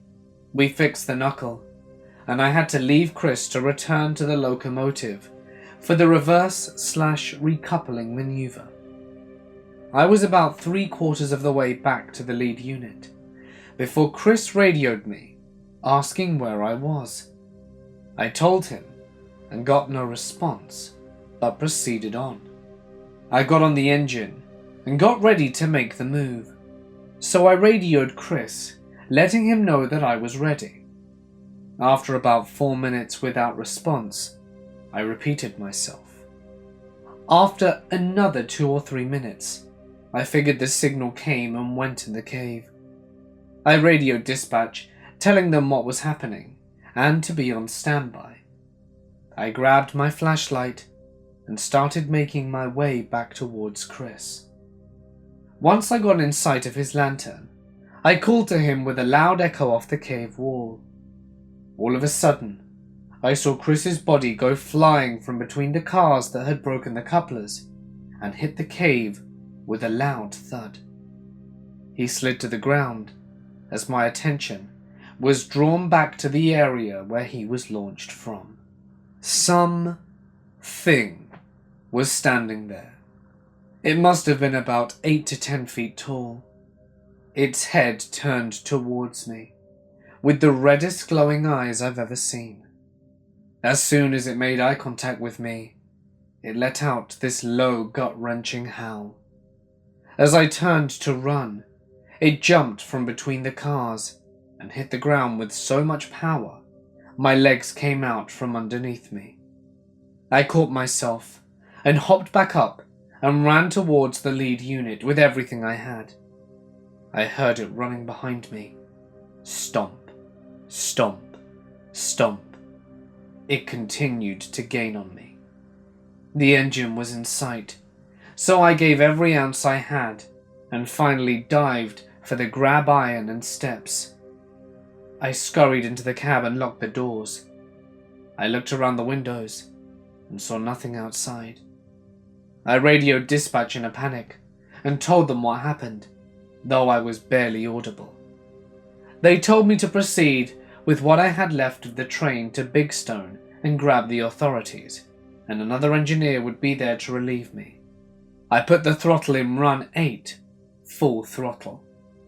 As soon as I stepped off the engine, my legs became jello and I fell to the ground. As the EMTs tended to me, I looked up at the second unit and saw the same 2 red glowing eyes looking out the window at me. I passed out after that. I was awoken in the hospital by a very inquisitive detective. He explained to me that they could only positively identify Chris with dental records. Chris had been mauled so badly, they didn't have any animal on record that attacked in that manner. My brain had shut most of it out at the time, so I was useless to the case. As the detective left, he stopped and turned towards me. "Oh yeah, do you know anything about the dead 25-year-old we found in the 2nd unit? We found him with his chest plate broken and his ribs split open from the center." I passed out after the gruesome detail again. I come to find out, a few track workers and hobos that had family that knew their last whereabouts and cared enough to report them missing disappeared in the area. I was eventually able to get past all this and go back to work. About a week after returning, I was sitting in the Kingsport locker room. An old head sat down beside me and said, "You must be lucky. Not so many survive a Wendigo the first time." I transferred divisions a week later. I dated this guy for maybe a month, maybe a little more. In 11th grade, he was an alright guy, and a decent boyfriend. He also had a pretty bad limp, and was sort of weird. I thought it was the good kind of weird. This is relevant. But he kept springing up when we get married, or when we have kids, or when we live together. Yikes. So I broke things off with him because it was getting a little weird. He seemed fine when I actually did it, and told me to have a nice day and everything. About 15 minutes after that, he starts blowing up my phone saying how he knew that I told my friends that I thought he was ugly and retarded and a creep and a bunch of other stuff. All of which was not true. My best friend at the time though did not like him and thought he was really creepy and the bad kind of weird. She was probably the one saying that stuff, or at least something similar. He didn't believe me when I said that I'd never said any of that, and he tried spreading rumors about the school about me. Thankfully, people called him out on his bullcrap. I smoked in high school, and still do, and there was this area behind the gym where everyone would smoke. He would always be there, even though he did not, claiming that he was there in case anyone needed a spare lighter, since he always had 4 in his bag for some reason. He would just keep staring at me, trying to talk to me, but I didn't want to have anything to do with him. So I would always bring a friend. It was like that until the end of 11th grade. In the spring of 2007, I was a man living alone in an apartment complex on the bottom floor of a 2-story building. I'd been living there for 2 years, with no incidents worth mentioning, when a couple of guys in their 20s moved into an apartment upstairs. Occasionally there would be loud arguments going on in their unit, but nothing I paid much attention to at first. One night, I was up late at around 10:30. There was a dumpster just across the parking lot from my door, and I took some trash out to it. As I walked back to my place, I was vaguely aware that one of the new tenants was standing out on the upper landing, but I thought nothing of it. In hindsight, his roommate must have just been out there for the night. So, it was just this one guy by himself getting drunk. After I got in and shut my door, there was a knock. Not being paranoid at that point, I opened up. Standing there was the guy I'd just passed beneath. He had a half-consumed 40-ounce bottle of malt liquor cradled in his arms like a baby. I had the impression he'd been drinking directly from that bottle, but whatever the case, he wasn't sober. Of course, I did not invite him in. He introduced himself and started chatting away as if he'd been just a friendly new neighbour stopping by in the middle of the day to get acquainted. As he talked, he was stroking his bottle, like it was a cat or something, giggling like girls do. If this wasn't creepy enough, he began to ask me a lot of personal questions, and he had a bizarre grin as he stared at me. He prattled on and on. I became more and more convinced that he was hitting on me, but I was afraid to be rude to him, because he was a big guy and I wasn't. When he stopped babbling to catch his breath, I told him as politely as I could that it was nice to meet him, but getting late, and I needed to sleep. And still, he kept jabbering away, so I kind of smiled and waved goodnight, then shut my door on him mid-sentence. I heard him pound on my door once more and say, "Arsehole." Then I heard him stomp back up the steps, which were right next to my door. I was about to find out that once he got angry, he stayed angry for a long time. By now, it was close to 11 p.m, but I was too nervous to sleep. All was quiet for about 5 minutes, when suddenly I heard a very loud bang on my front window. I pulled apart the vertical blinds, and he was standing out there pointing at me, with the scariest look of rage in his crazy eyes. He made a weird gesture that I couldn't interpret, and I immediately backed away from the window, letting the blinds fall back into place, half expecting him to break the glass. He shouted something in a drunken slur that I couldn't make out, but there was no other noise until I heard him run back up the stairs again. At this point, I thought it might be time to call the cops before he came back down. Now, the police dispatchers in this city had earned a bad reputation. They would keep asking questions about any situation until they found an excuse not to send anyone. That was my experience. A female answered my call and asked if my neighbour was specifically at the door or the window. Right at this very moment, I peeked out and saw that he wasn't, but I tried to explain the circumstances. She told me there was nothing she could do at this point, but that if I later have a life-threatening emergency, I should call 911. I thanked her for being so very, very helpful and ended the call. I didn't bother with police after that. A few moments later, I heard the first of many thuds outside. It sounded like someone had landed at the bottom part of my door, as if thrown from the stairway above. I couldn't see what it was through my peephole, and was now too terrified to even open the door and find out. I stood around my living room, wide awake into the night. Every once in a while, I heard some thuds, several splats, and then the shattering of what I correctly assumed was his now empty booze bottle, all just outside my door. After what seemed like forever, it finally stopped, and I got 2 or 3 hours of sleep until morning. When I got up, I opened my door to look around. Aside from all the broken glass from the large bottle, it looked like the weirdo had emptied out his entire refrigerator and garbage bin, just to throw stuff at my apartment. I got a broom and cleaned up what I could, but there was a blob of goo made of some kind of flour and broken eggs that had landed on top of it. The stuff had hardened into a glue-like mass that I couldn't scrape up.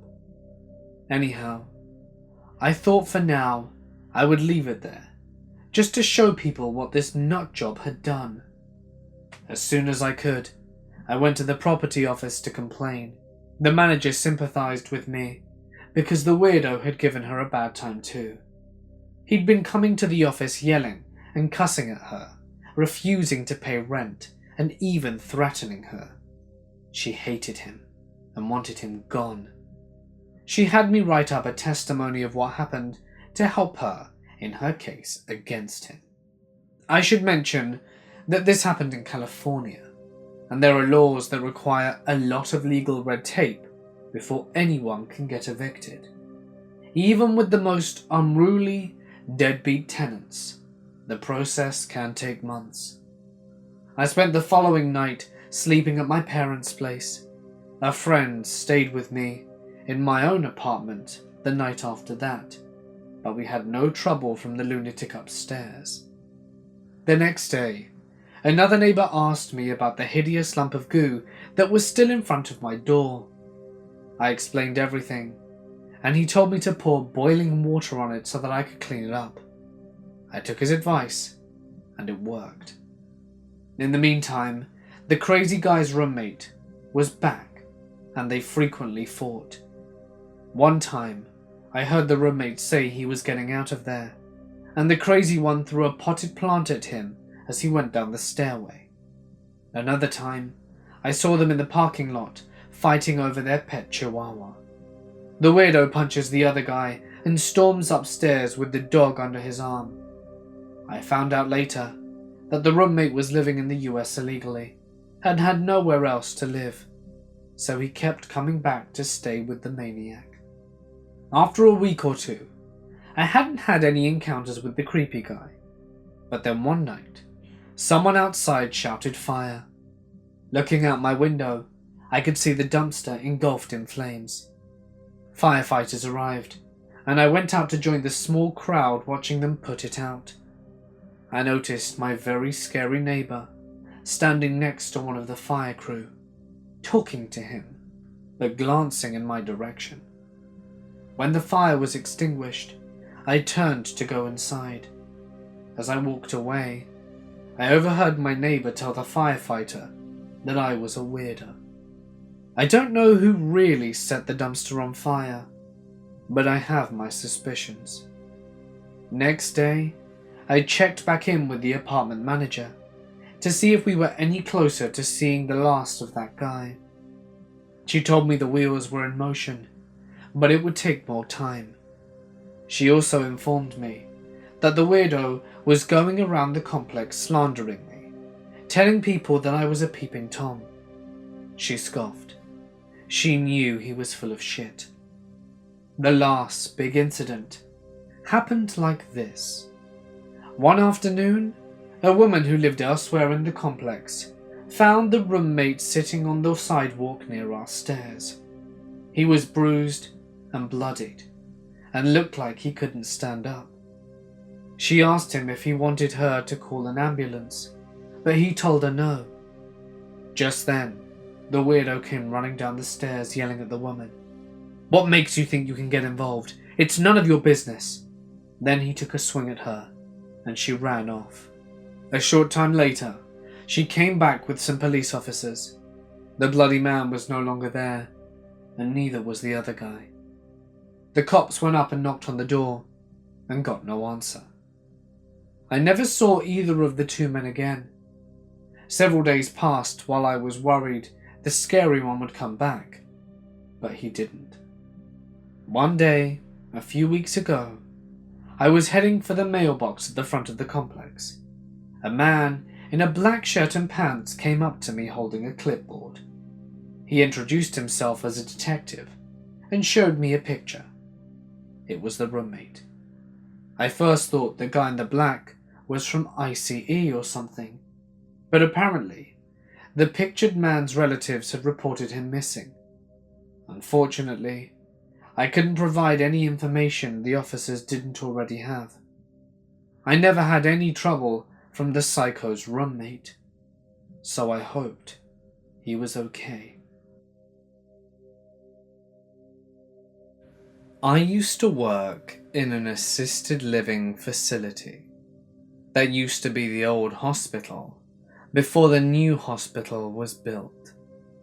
This facility, although very clean and one of the better assisted living facilities I have ever worked in, was old and creepy.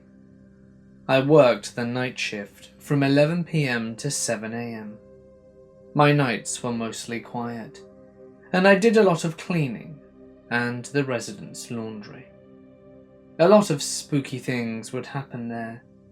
I would usually see something out of the corner of my eye while sitting at the nurse's station.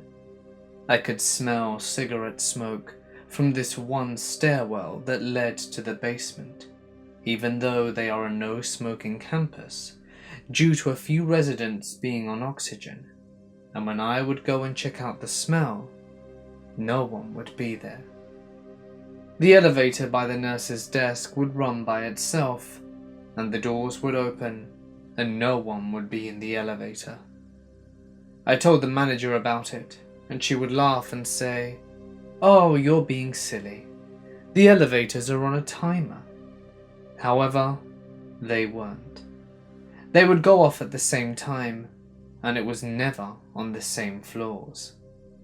There are 3 floors to the building. The top floor are independent care apartments, a laundry room, an open area for staff meetings or exercise for the residents.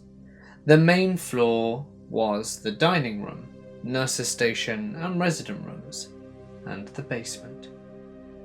The creepy, creepy basement that I hated and would not go down there by myself unless were absolutely necessary. The basement used to be the morgue when it was the hospital, and now was our pantry, medical equipment storage, and now new laundry room. We were only supposed to use the basement laundry room and leave the laundry upstairs room for the independent residents. But 95% of the time, I would use the upstairs laundry room. When I did have to go to the basement, I would literally run and grab what I needed and go back to the elevator as fast as I could. So my last Halloween working there, I was training this new girl. The new girl I had trained for 3 previous nights, and this was my last training night. I found her odd. I had never seen her around before, and that was unusual since the town we lived in was about 1,200 people, and the town we worked in was 1,400 people. You might not know everyone, but you've at least seen them around or knew someone that did. There was just something off about her. She was very quiet and mousy. She said she'd lived in the town for over 2 years, and when asking about her around town, nobody seemed to know her. Since she just started working there, she sent everyone a Facebook friend request and Snapchat. Here's the creepy part. It's 11 PM on October 30th, and we arrived to do pass down with the 3 to 11 people, do our rounds and check beds, and start our to-do list. We head down to the basement around midnight to switch our clothes from the washer to the dryer that the 3 to 11 people had started for us. She said she had to use the restroom in the basement, and she would be right there to help me switch out laundry. I head into the laundry room to switch out the clothes and fold the clothes that were in the dryer. I usually never did laundry in the basement, but since I was training her, I was doing everything the correct way. As I'm folding the clothes, I swear I saw her walk past me out the corner of my eye, and she said something, but I couldn't hear her over the sound of the washer and dryer. As I turn to look at her, the lights go out, and I hear a banging noise. I'm absolutely petrified that I back myself up against the wall facing the door, and I'm fumbling to get my cell phone out of my scrub pants pocket, and I shit you not, as the lights come on, she's standing in the doorway and said, "Oh my, that was scary." I get my phone out of my pocket and look at the time. It's exactly midnight on Halloween. We finish folding the clothes as soon as we can and go to head back upstairs. We get to the elevator door and it's closed off with the big safety door that you close when the fire alarms go off.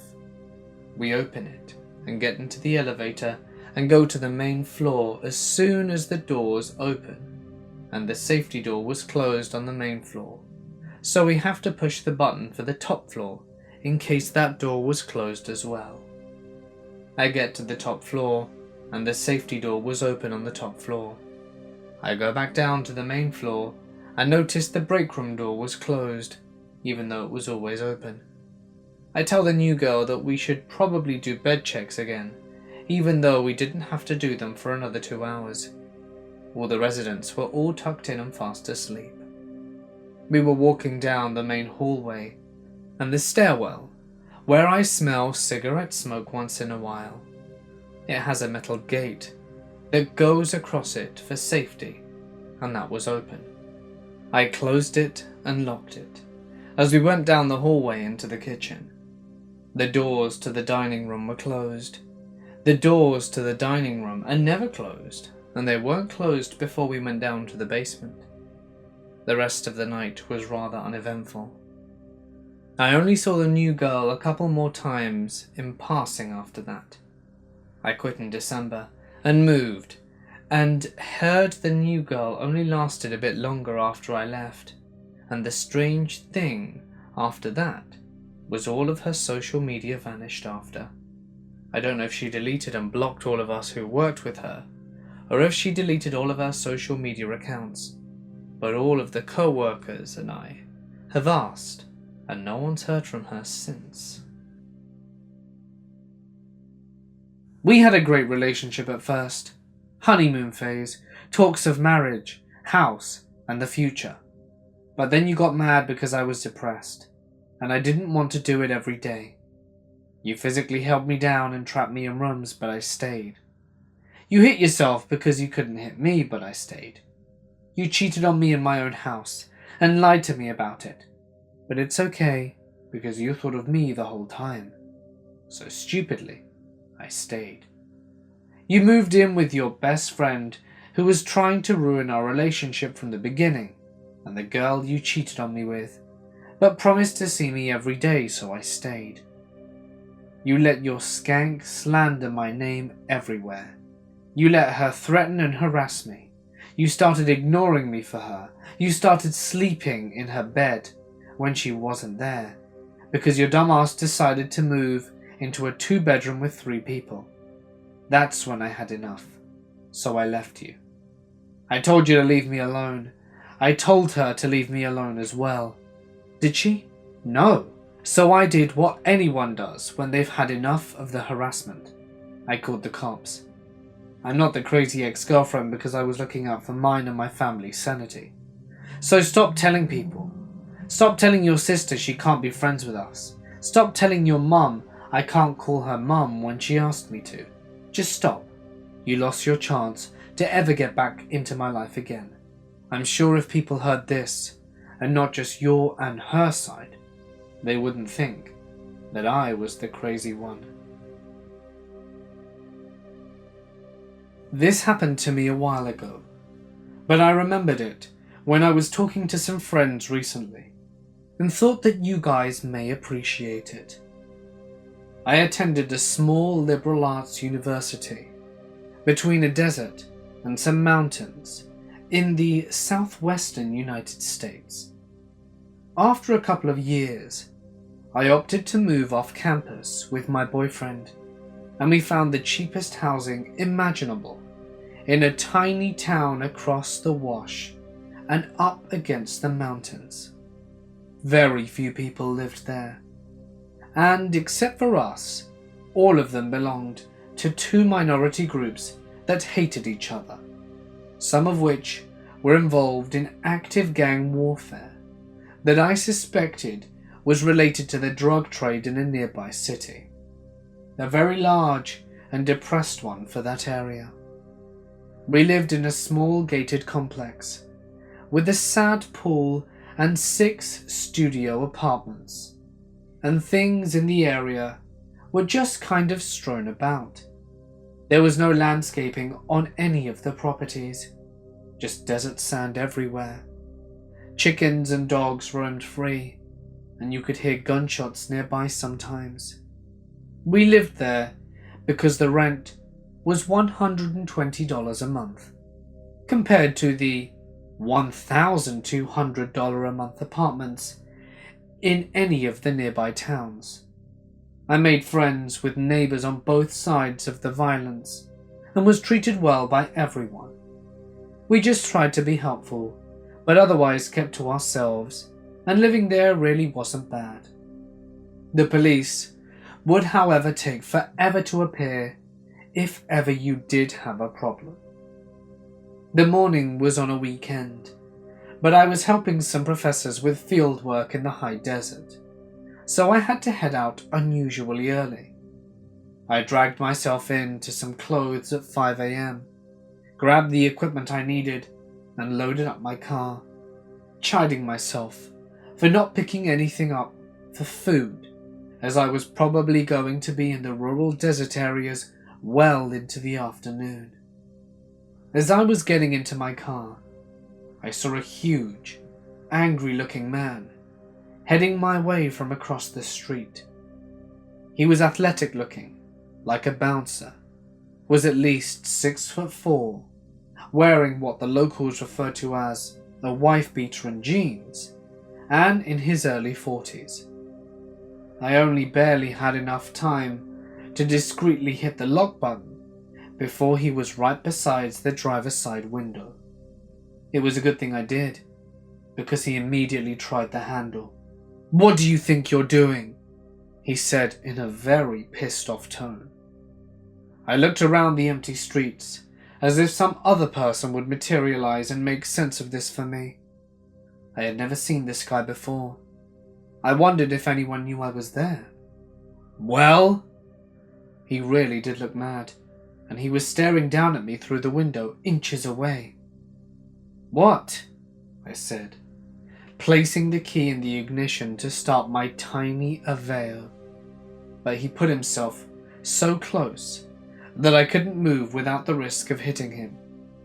"You heard me. What are you doing?" "Driving?"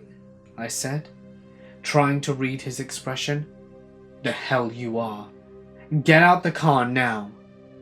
I looked around more frantically, but everyone was asleep behind multiple barriers. I began to imagine him dragging me into the dark housing project across the way. Being pulled into a van might be even worse. I wasn't sure what to say, so I just stared at him, hoping he didn't notice my right hand behind me, fumbling for my phone. I said, "Get your ass out the car. Get out the car." At this point, he starts pounding his fist on the glass of my window. Not hard enough to break it, but threateningly. I honk the horn once, but it's puny and quiet, and no one appears. Thanks, Chevrolet. I finally muster enough confidence to say, "What's the problem here?" and sound reasonably incredulous. My thoughts are racing. No one would think twice about a broken window. It would take hours for my boyfriend to notice my car is still here. I left my knife inside, and I gave my pepper spray to a friend. I don't have anything to really defend myself with. "If you don't get out this car this instant, I'm gonna drag your ass out of it." He's still yelling. I feel trapped and frantic for a moment before he continued. "And get your parents out here, and they'll give you a whooping you ain't ever seen." A wave of hope crashed over me, and I was momentarily suspended between fear and relief. "What? How old are you anyway?" Carefully, in full view of him, I pulled out my wallet and withdrew my license, placing it against the glass so that he could read it, and leaning around it so that I could see him, and so that he could see that it was my face on it. He stared at it for a moment, and then broke into a wide, sheepish smile, and began to back away. "Oh my God, I'm so sorry, miss. I'm sorry. I thought you were like 14. I thought you were taking your parents' car for a drive." And I was like, "That kid can't drive. No way that kid can drive. You look very young. I'm sorry." He headed back across the street, then, as an afterthought, said, "That hat makes you look very young. Have a nice day."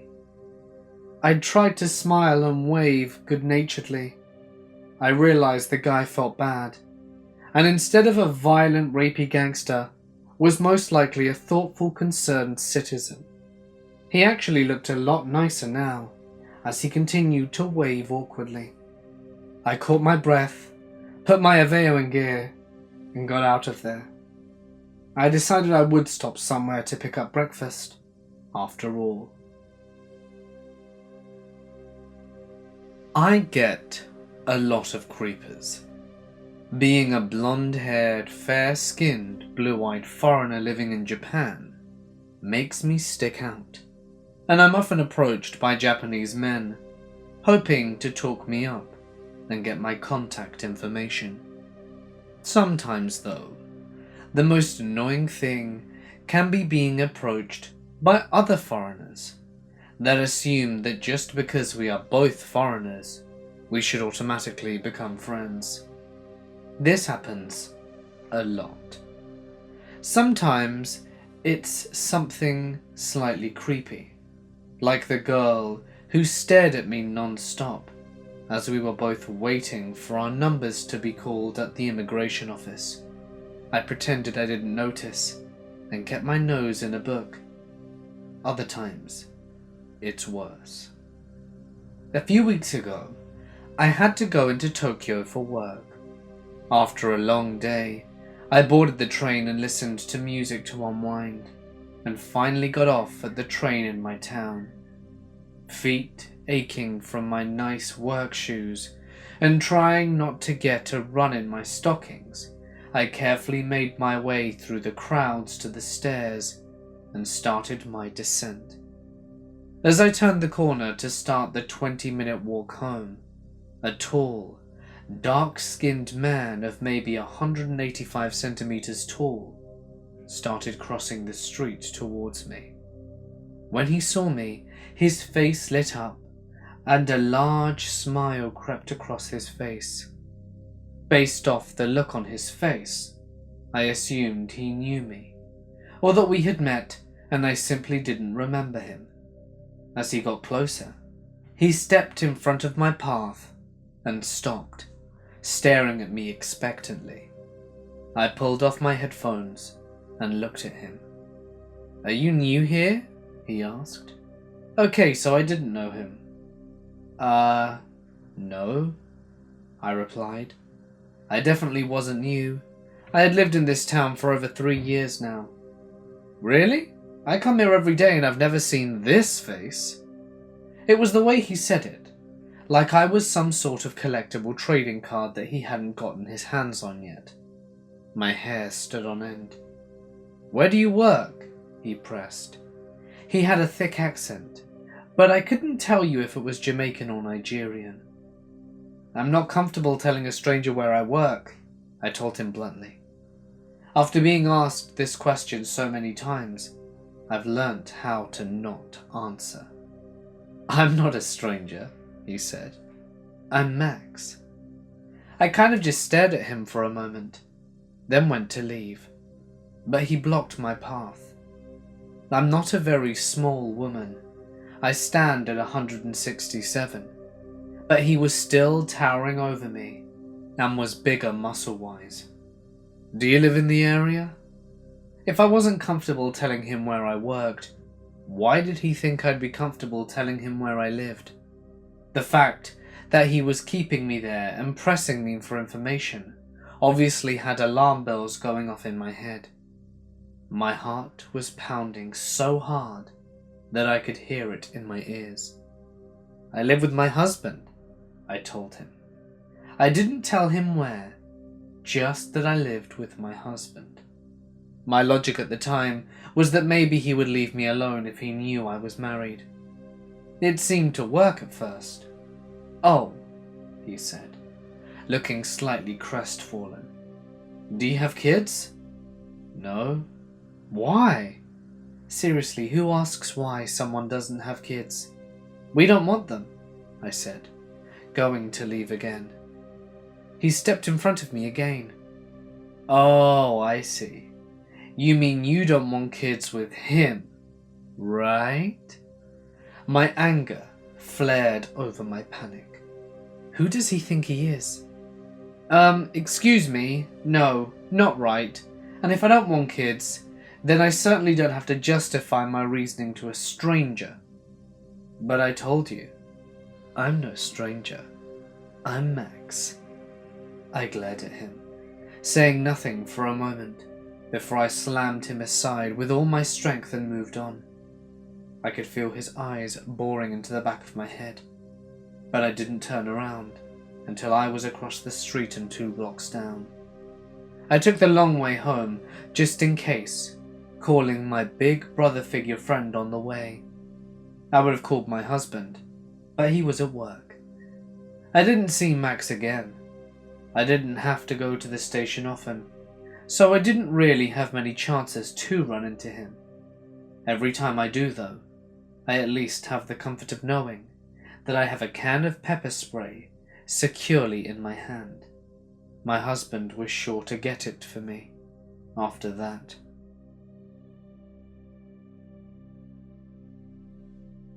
When I first started in healthcare, I worked at a nursing home in their memory care unit.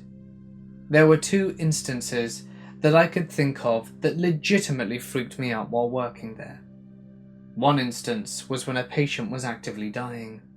She was elderly and on hospice at the time, so it wasn't a huge shock to us that she was doing poorly. We moved her to another place in the building so that her family could be with her without being disturbed. I was doing my rounds and noticed that her call light suddenly came on.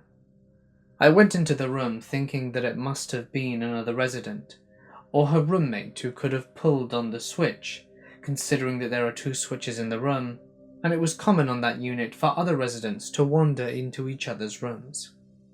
When I get there, I noticed that there was no one there. I hadn't seen anyone go in or out of that room. There was no one in the bathroom, which was private, so no one could have gotten out of the room without going into the bedroom door. I'm shaken, because it was the lady's switch which had gone off, not her roommate's. At this point, my co-worker who just got on her shift comes in to turn off the switch and sees me there. She is just as baffled as me, asking how the switch might have turned on and where the patient was anyhow. I told her where in the building she was, and I kid you not, we both heard the loudest sound of children's laughter go down the hallway. Now, I'm not sure about anyone else, but in my experience in healthcare, anytime you hear children's laughter when there aren't any children around, or someone says they saw random children just wandering around the unit, it usually means someone is about to die. My co-worker and I immediately start looking around the unit to see if there are any children. Yes, there could have been children visiting a loved one, but there were no children on the unit. After 5 minutes, we get a call from the other unit, saying the lady has passed away a few minutes ago.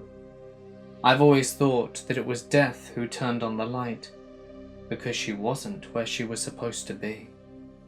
The other instance, when I was working a graveyard shift on the same unit, my co-worker and I were chilling at the nurse's station just trying to keep one another entertained while waiting for our next rounds.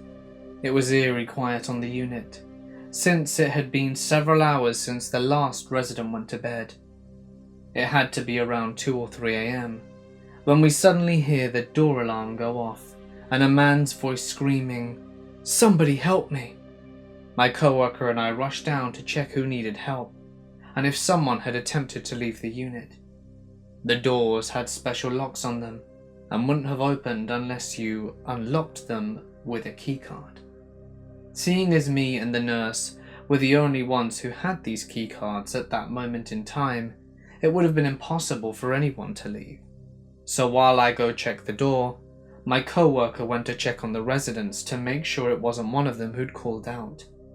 There was no one near the door, and no one in the hallways, and no one awake in bed. It couldn't have been more than a couple of seconds between the alarm going off and us reaching the area. I still can't explain it to this day. So this happened a couple of weeks ago. I'm a small 20-something-year-old girl, and I just arrived in this country, which I am not going to disclose for anonymity. I had travelled alone on public transport for the first time since arriving, and I have some anxiety issues, so it was a big deal for me. I arrived at my destination, which was a part-time job interview sort of thing. I did my thing and was ready to leave, but wasn't sure which train to take back. As I was walking along the station, a man begins to leer at me and tries to talk to me. He reeks of alcohol and is obviously intoxicated. I try to ignore him and look at the train schedule. I must look confused, as another man, about my age from the little I can tell, asks me if I'm lost. He's facing away from me, but with his head turned to me, so I can't really see him properly. I tell him yes, I am, and also as an opportunity to get drunk other man to stop talking to me, and he asks me where I need to go. I tell him the rough area where I need to go, and he still hasn't turned around. He then thinks for a while and looks up and down, making a comment about my shirt.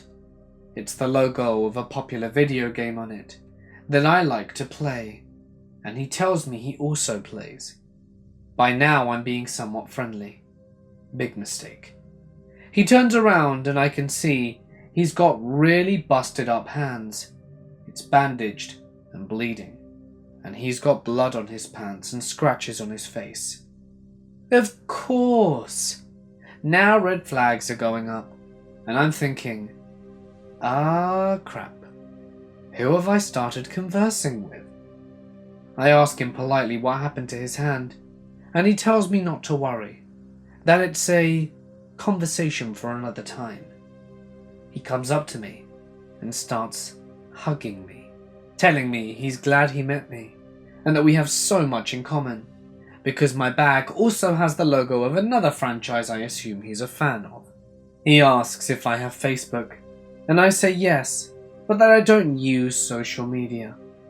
Finally, really pressing the subject, he asked me what my username for the game was, and I, panicking because of the adrenaline, tell him the handle but not the correct numbers. The dumbass that I am forgets that it's my social media handle as well, for Twitter, Facebook, Instagram, everything.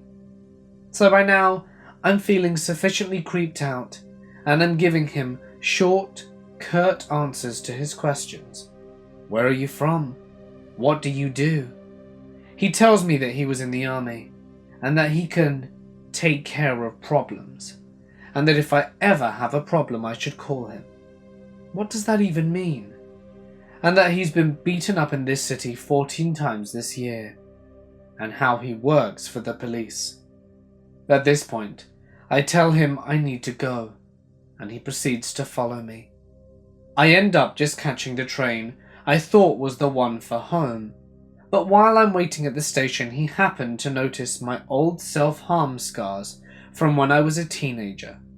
He grabs my arm so hard he's making it go red, and stares at the scars before letting go, and then grabs my head and pulling my hair while he crushes my head and shakes it, saying, "If you ever do this again, I'll kill you." I know what you're thinking.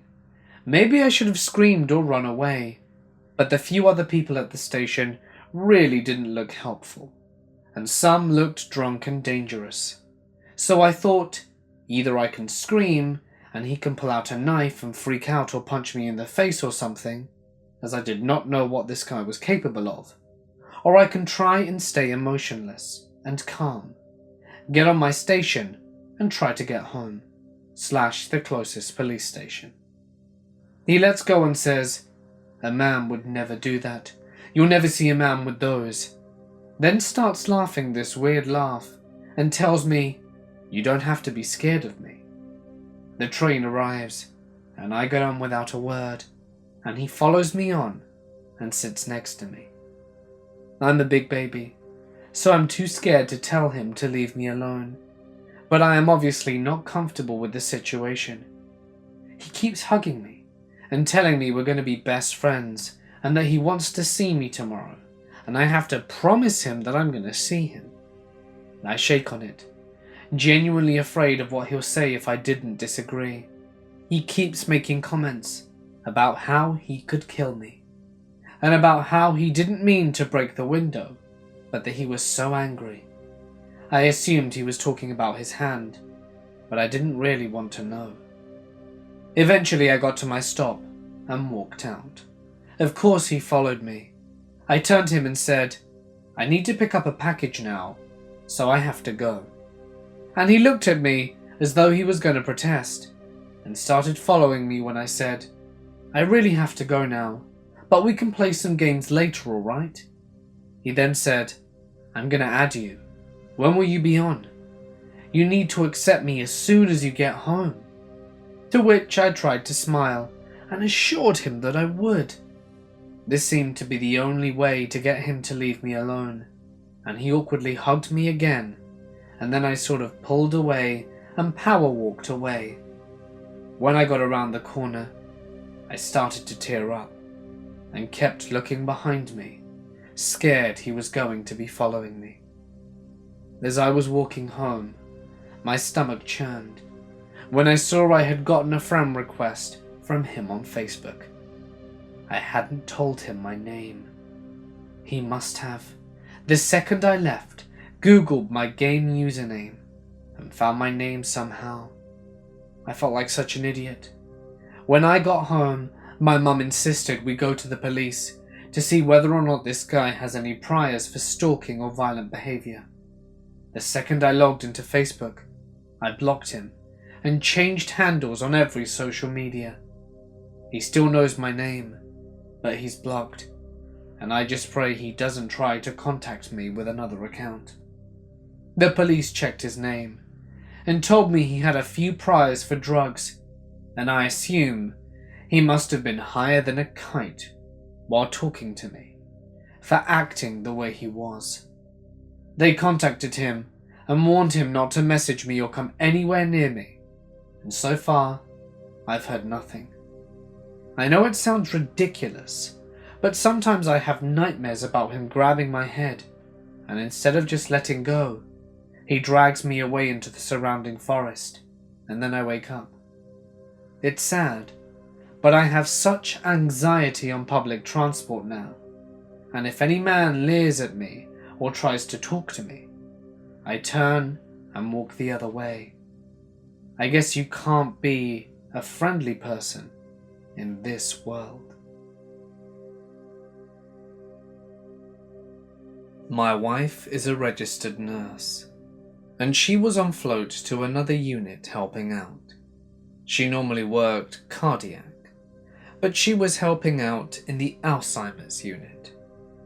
She was saving a particular patient for last, as the patient was known to be a real pain. Very old, mean to everyone, and just generally tried to make the nurses miserable.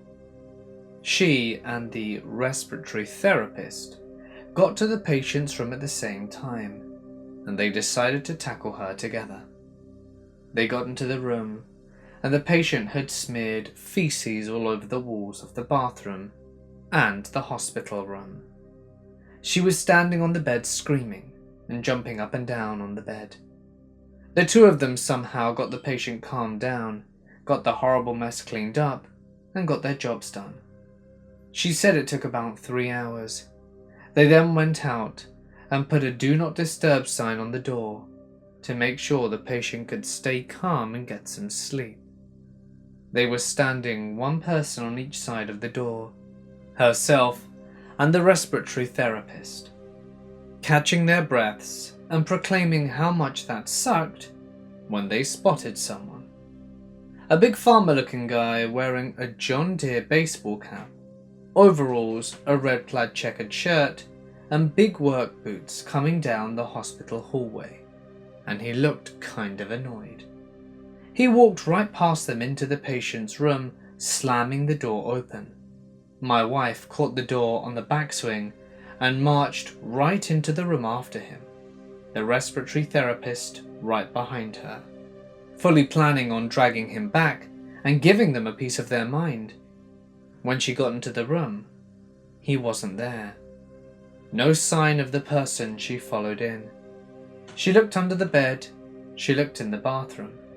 She checked behind all the curtains. She even made sure that the window would not open. No sign of the farmer at all. She then noticed the patient was sitting upright in bed, just kind of staring off into space. So she asked her, "Did you see anyone enter the room?" The patient said, "Yes, it was my daddy. He said he was coming to take me home tonight, and that you mean people won't be able to hurt me anymore." She responded with, "That's great. How about you get some rest before he comes and picks you up?" The patient then lay down and went to sleep, and died that night. My wife and the respiratory therapist swapped stories to make sure they weren't crazy. They both saw it. One of my ex-boyfriends was/is a bit of a psychopath. At one point he threatened to rip my throat out with his teeth that he had in fact sharpened if I didn't let him do me. I really didn't want to, so I did something else instead.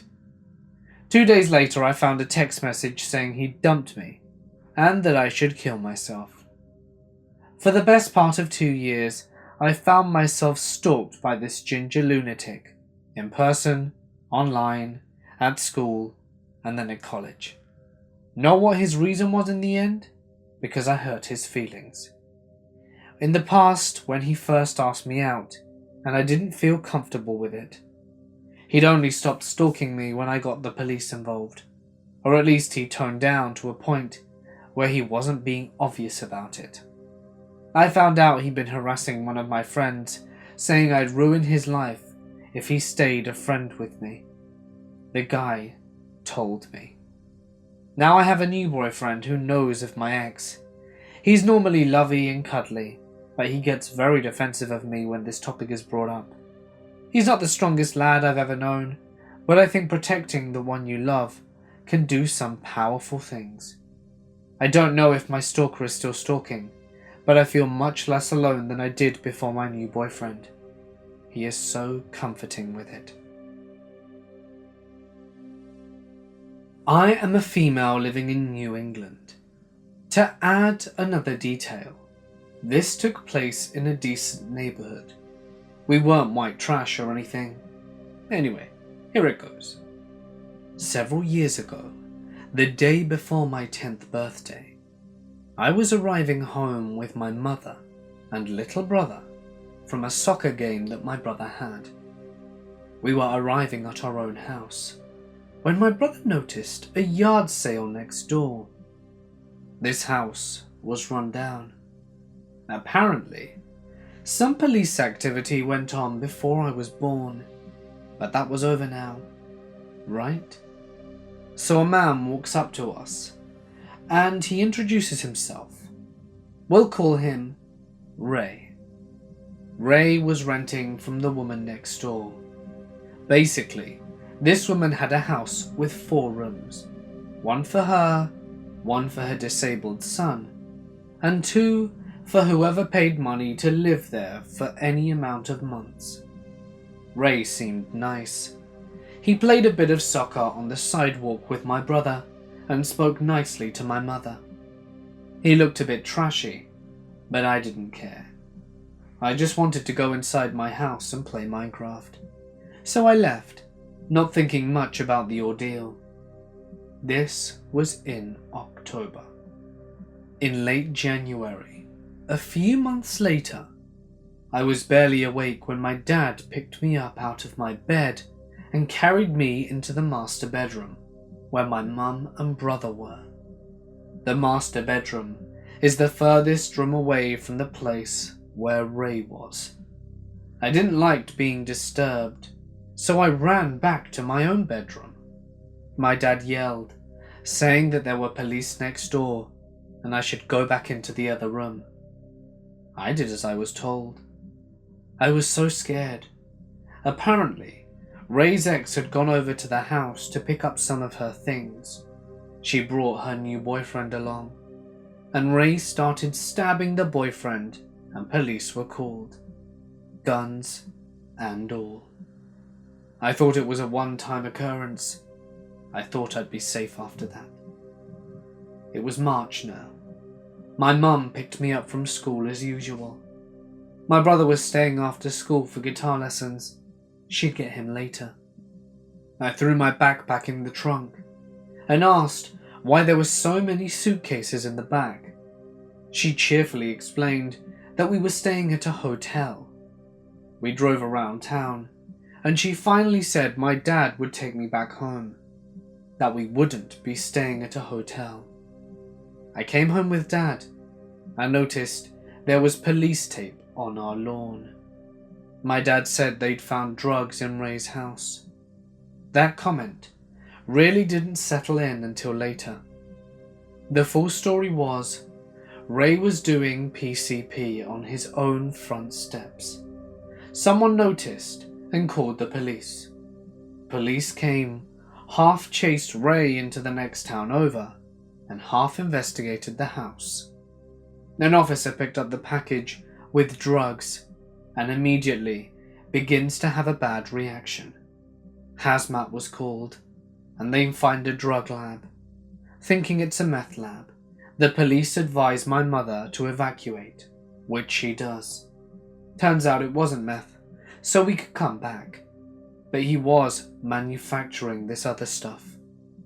My mum arrives home with my brother a few hours after I did, and that's when reality sets in. I had an anxiety attack. I couldn't eat, and sat behind our couch, using it as a makeshift bunker.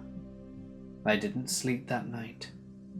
A bit later, Ray, newly released from jail, does more illegal things, but the evidence room was tampered with, so he couldn't be convicted. Meanwhile, my family has brought a new house, a large dog, security cameras, and plenty of weapons. My brother and I already attended therapy, but now our sessions happened more frequently. We were moving in 2 months. Meanwhile, Ray would watch us from his back porch, just sitting there. My dad confronted him once, and Ray started shouting death threats. The day we moved, Ray let his pit bull loose. It was in the evening, and he didn't know we had already left. He just knew it'll be around the time we were generally walking our dog. Finally, 1 month later, the big one hit. Ray strolled into a local food store, high on that stuff he was making. He picked up a small child and tried to run. When the parents noticed, Ray dropped the child and tried to hide, but the police found him. He was fully released from jail a month later because the cells were too full. No transfers, nothing. It was like he was acquitted, although I'm not sure what of the outcome of the whole ordeal. If he was capable of kidnapping, would he have done that to me? What about my brother? Ray, I hope you overdose. I gave you a chance, and you gave me and my brother childhood trauma. This did not happen to me directly, but it was one of the things that freaked and still freaks me out the most. So this happened about 6 years ago. On my freshman year in college, I was an inexperienced 18-year-old male that came from a small town with virtually no crime to the suburbs of a big city. I lived right near my university, on a neighborhood that wasn't very bad. Mostly students lived there, and I felt kind of safe. About 2 miles away, there was quite a dangerous neighborhood, filled with crime and drugs. I even heard a story about a student being kidnapped and held hostage while I was there. I had gone to spend the weekend at my hometown, so I got the bus, and it was about 7 p.m. Since it was around November, it was already very dark out.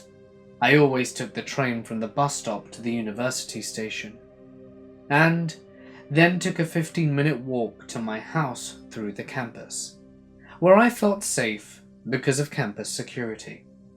Sometimes I would take the bus with 1 or 2 hometown friends that went to the same university as me. But this particular weekend, I was alone. So I got on the train. I saw another freshman that was taking a class with me. I didn't know him very well, but we had talked a couple of times while on the class we were taking together.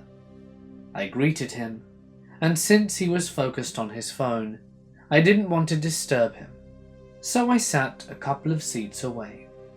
This is an important detail. This guy was carrying a rectangular shoulder computer case, which really screams, "There's a computer here." Since it was 7 p.m, there was still a decent amount of people on the train. However, university is the terminal station, so almost only students go there. When we were 2 stations before, there were about 10 people spread all over the 5 to 6 carriages. This all happened very quickly. The doors open and nobody left that station. Suddenly, 2 huge guys burst in and grabbed my class buddy. He was focused on his phone right next to the door. I was only a couple of seats from him. Another guy that was inside the train grabbed him as well. When I say huge, I mean they were literally like Dwayne "The Rock" Johnson huge. I'm not exaggerating. So the guys grabbed him and took him out of the train with his phone and shoulder computer bag. He left his travel bag inside the train. They still punched him once, took his bag and were grabbing him. Luckily, he managed to get off his coat and get back in the train just in time for the doors to close. Nobody on the train reacted, because people were spread out, and it all happened very fast. My buddy was pale and very scared. I went to him, asked if he was okay, and comforted him. If not for a matter of seconds, those guys would have beaten him and sent him to the hospital. Both of us were scared to death. After that, I took him home, and he used my phone to call his roommates, because they had taken his phone and keys. I was totally scared and freaked out too. That was the first time I witnessed a robbery, and that kind of gratuitous violence. It really changed the way I looked at the train ride, and I never took it alone again. When I was alone, I took a taxi home, not taking any chances. So huge guys that robbed my buddy? Let's not meet again. I worked in a surgery center after hours with 1 other employee. Tons of weird stuff had happened, but the most frightening was the following. We were in the post-op area shutting things down for the night. My co-worker comes to find me a few rooms down and asks if I just walk by the room she was in. I say no. I've been here for a few minutes. Why? She then says that she saw someone out of the corner of her eye walking by while humming and wearing scrubs, the same colour I was wearing. A few minutes later we were together and started to walk out of the post-op area after everything was shutting down and the lights were all off. We hear a strange noise, turn around, and see the main row of the hallway lights turn on. They require a switch and are not motion censored. We kind of freak out and she yells, "Okay, who's in here trying to scare us?" We then proceed to walk towards that hallway and check all the rooms in it. Nothing. So we proceed to the product reviewing area and notice that the room/hall had its lights on too. Those are motion activated and we haven't been in there all night. Those lights turn off after 5 minutes of no motion. She goes left and I go right towards the exit door that leads to the parking lot. In the door's window, I see the reflection of my co-worker and also a reflection of a woman who is standing and facing the wall right next to my co-worker, literally 2 feet away from her. I freak the hell out and go sprinting back into the post-op area. She follows me screaming, asking what the hell is going on. I told her what I saw, and we got the hell out of there. I've also had a bathroom door slam shut all by itself in that post-op area, and the emergency call button be engaged, with nobody in it. When I was about 12, my mother and father owned a tow trucking company. This particular day, they went to our neighbouring state, so I had a few friends over, and we were there alone. They probably came over at around 12 PM. We were doing the normal preteen stuff, watching movies, eating junk food. It was winter, so it started to get dark pretty quickly. We were expecting my mother and father to be home any time between 6 and 7. A little before my mum and dad were supposed to be home, there's a knock on my door. The way my house was set up, the front door was right next to my living room couch, where all of us were hanging out. Anywho, my mum is known for kind of being stuck in the 80s, and she always wore a leather jacket. One of my friends, Tina, looks through the window of the door and says, "It's your mum. I can see her jacket." I jump up immediately and look through my window.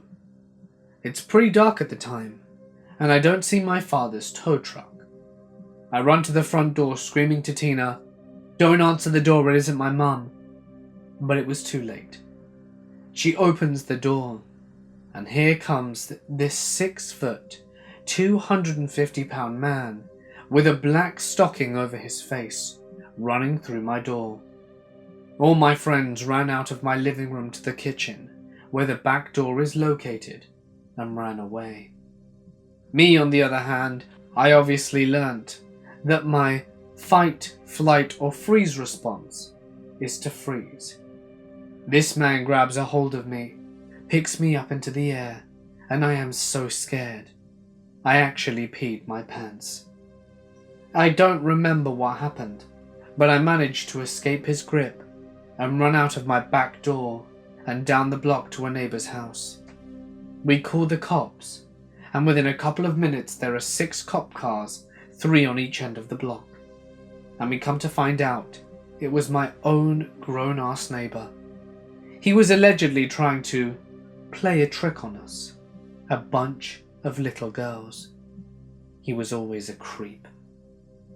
To this day, as I'm 26 now, whenever there's a knock on my door, I literally creep around my house so that people can't see or hear me, and I hide until they're gone. So, arsehole neighbour, let's never meet again, or I will punch you where it hurts. To cut a long story short, we broke up and she kept sending me nudes, then one day just stops and acts like I'm the worst person in the world. She wouldn't give me the rest of my belongings back or my dog. Finally, I did get the dog back after 2 months, after putting her on blast on social media. Oh, and then 6 months later, she logged into my PayPal and sent herself $75. Oh, and at some point, she logged into my Slacker radio account and deleted all the playlists I curated for years, and added all Christian music and kid music.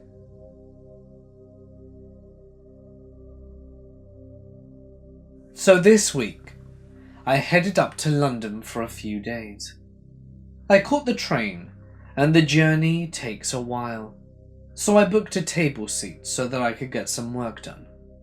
I put on my headphones and got out my laptop. At the start of the journey, I have all 4 seats to myself. At the next stop, an older man of about 60-ish gets on, with a massive bacon baguette. This is important later, and sits opposite me. The train was less than half full, with lots of empty tables as it was off-peak, but the guy decided to sit opposite me. Okay, a bit odd, but I didn't think much of it. A few minutes later, the guy starts trying to make conversation with me. I take my headphones off, and he says, "Will it offend you if I eat the bacon sandwich in front of you?" I'm slightly confused, but then realize that my laptop is covered in a vegan sticker, one of which being my business. Nothing too graphic. More love them, don't eat them, adopt, don't shop, and things like that. I respond with, "No, go ahead," and put my headphones on. He tries to talk to me a few times, but I quickly shut it down politely as I'm wanting to get my work done. He was asking where I was going, who I was meeting, and this was setting alarm bells off. I told him a different location to where I was heading, and I was getting bad vibes by this point. I get off the train and power walk to the tube, losing him, but still looking over my shoulder, slightly freaked out by this taking the slightly longer route to where I was going. I forget it by the end of the day, and that evening I check my phone, and I have a friend request on Facebook, as mine is on super lockdown, and a few messages from what looks like this guy. I'm like, what the hell? How did he find me? And why is he adding me? I blocked and deleted him. Now I hear you say this is the end of the story. But no!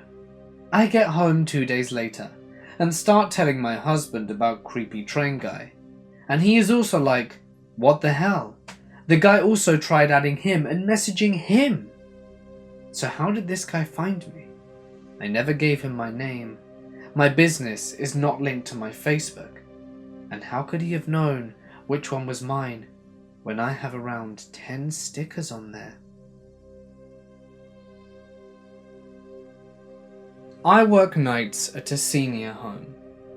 A while ago, we had a smoker that passed away, and ever since then, we have this one door that opens and closes, and we sometimes hear weird noises from it. All of this is independent, mind you. I am bipolar and can experience hallucinations sometimes, but that's not the point. One day I was at work and was watching down a hallway, and I saw something crawling on all fours. It had pointy ears, orange tainted skin, and a bony human-like structure. It was crawling past some rooms down the hallway. I, of course, shook my head and told myself it was a hallucination. I went and grabbed a flashlight to check the rooms because I was paranoid. As I'm checking, one man is still awake in his lazy boy, which is in front of his door. This man is also very smart and sound of mind. While I pass at the very end of the hall and hear a few bumps and don't hear anything, I go to put the man to bed, who was in the lazy boy, and literally the first thing he asks with a dead serious face, "Where did the goblin go?" My jaw dropped right there. Another freaky moment was when a lady with dementia was alive. She would get up a lot at night and her alarm would sound. We would then have to go and get her. Well, down her hallway it's always dimly lit. Her alarm did not go off, and as I look down the hall I see a silhouette of a shambling woman groaning in a torn dress. I literally shit myself, then found out it was her. A few years back, I rented an apartment from a friend of mine. He had recently bought it and had it completely renovated. He put it up for sale but couldn't afford a buyer, so I offered to rent it in the meantime. After moving in, I realized there was something wrong with the lady next door. She was about 45, but looked much older. She would sit up all night, listening to Christian radio shows and talking loudly to someone.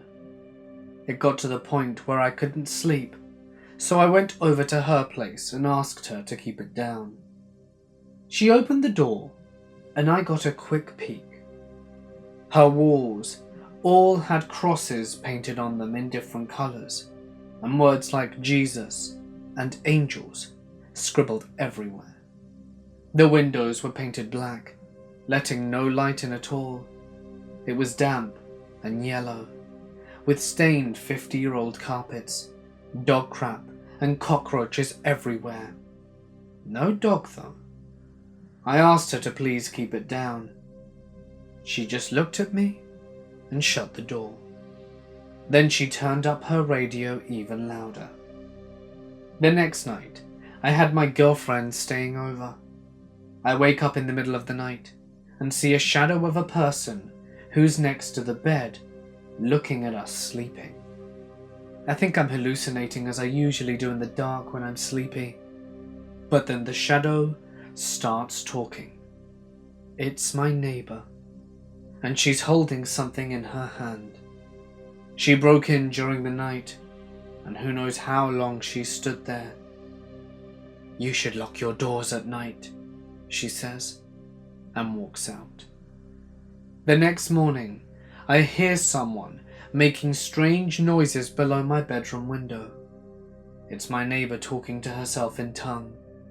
She has a plastic bag in her hand with her rotting dead dog inside.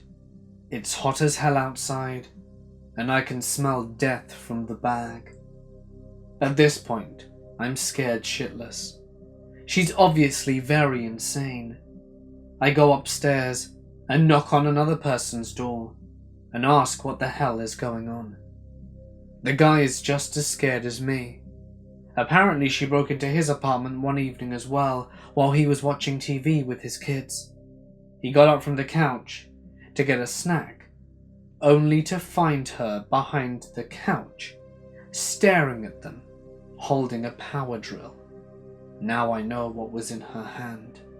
At this stage, I'm basically pooping myself. I call the cops, and they know about her. Apparently she's a violent schizo, and she hasn't taken her meds, but they can't force her or enter her apartment without her permission because she owns it. The only thing they can do is get her when she goes outside. I sit up for the next 2 days, waiting for her to run out of cigarettes. When I hear her leave at 2 a.m. to go across the road to the 7-Eleven, I call the cops. They have 3 cars and a special van over there in less than 2 minutes. They restrain her and throw her in the van and drive off to some institution. And in less than a minute, it's over. It's like she was never there. I'll never see her again and still have nightmares about her looking at me in my sleep. I am a railroader. I've heard so many scary stories from different professions. I figured I should share my own. I'll start out by describing my area and the history for a little background. I am in the southeastern United States. We have a lot of Civil War battlegrounds and trackside graves. There's an area just south of Nashville called Chapel Hill, Tennessee. The story is at night, around midnight. You can see the lights of an old school swinging lantern with a headless corpse carrying it, walking down the tracks. The corpse of a man who was once a conductor, who was decapitated after falling off a moving train. Our locomotive cabs have 3 seats in them. The conductor left, the extra brakeman in the center, and the engineer to the right. I got called on a 2-man crew to the run to Chapel Hill. We rolled into town at about 11:50, and out of nowhere we went into an emergency. My conductor goes to walk the train line, leaving me alone in the cab. After about 10 minutes, all of my lights go out and come back on, and I see a figure standing on the tracks in front of our stopped train. Thinking it was my conductor, I leave my seat and go out to the cab door to see what's wrong. I get on the ground to see nobody anywhere around. I was freaked the hell out at this point, so I just got back on and sat down. At this point, I looked in my rear view mirror and saw a figure moving on my second unit. I radioed my conductor, asking where he was, just to hear that he was 30 cars back from me. I walked to the second unit to find nothing. At this point, I'm frustrated and creeped out. I'm basically stranded in the middle of nowhere on a haunted stretch of tracks. I go back to the lead locomotive and a few minutes pass. I feel like I'm being watched, so I turn to the left to see a corpse with no head riding out of the conductor's seat, coming at me. I'm frozen in fear at this point. Right as it gets within a few feet of me, it just disappeared. I then saw a lantern swinging, moving away from my train. My conductor happened to see it on his way back and asked why I was outside with the lantern. I explained what happened as we got back on our way. But that was a freaky night.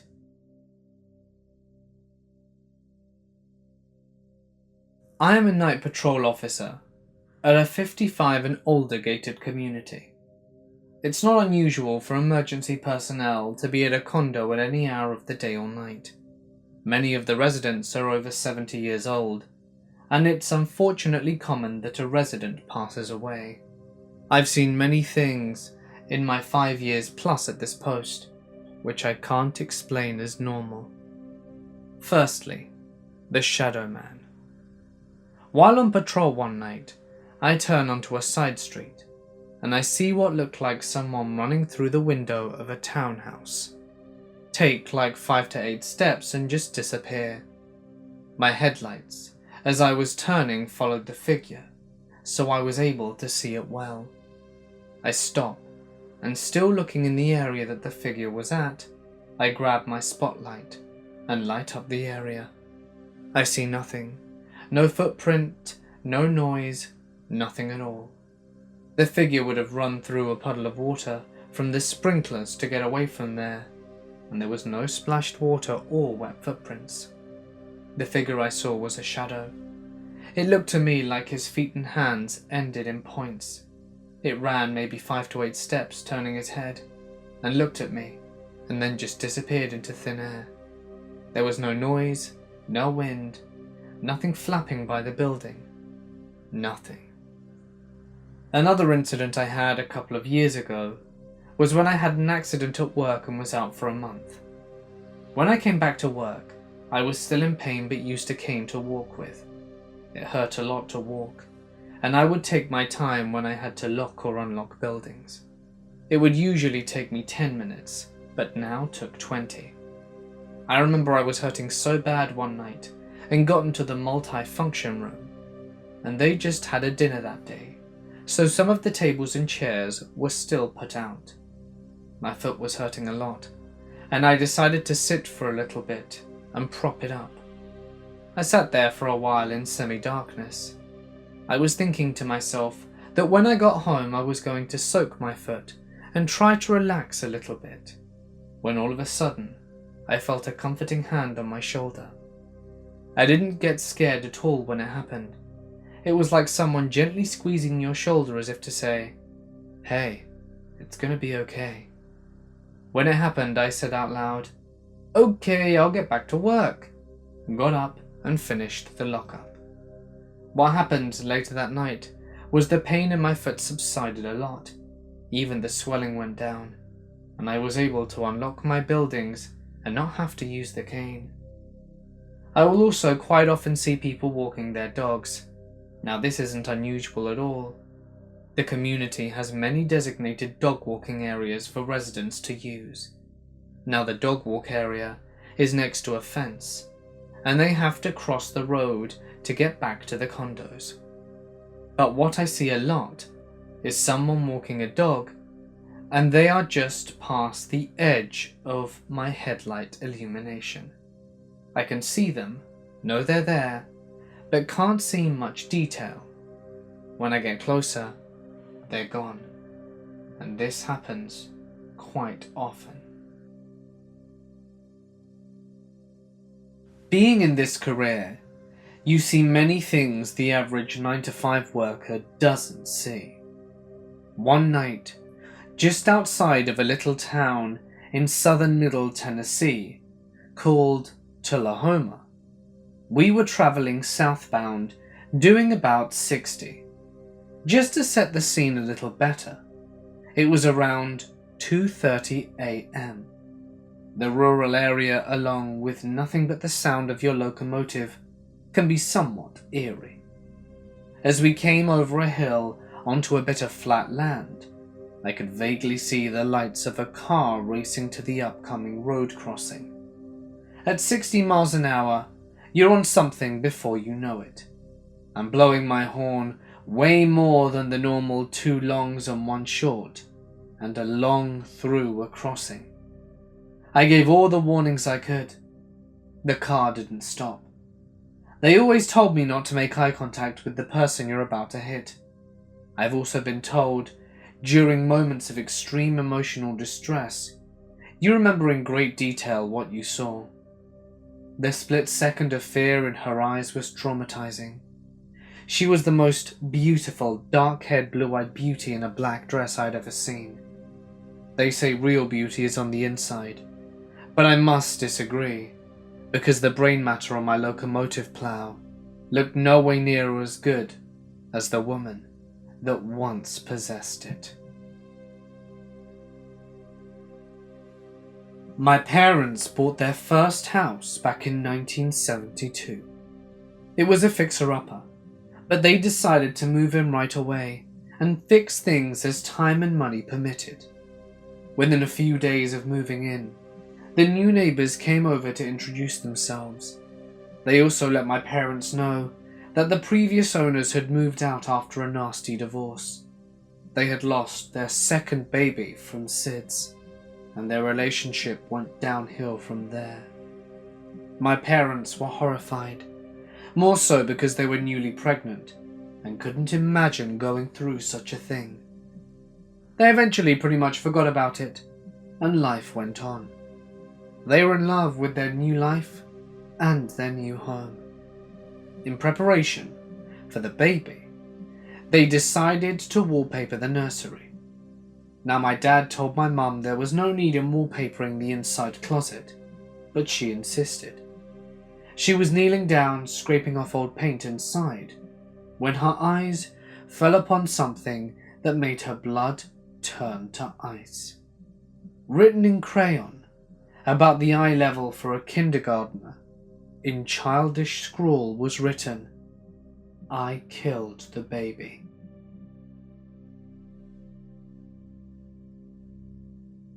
I work night shifts at a care home.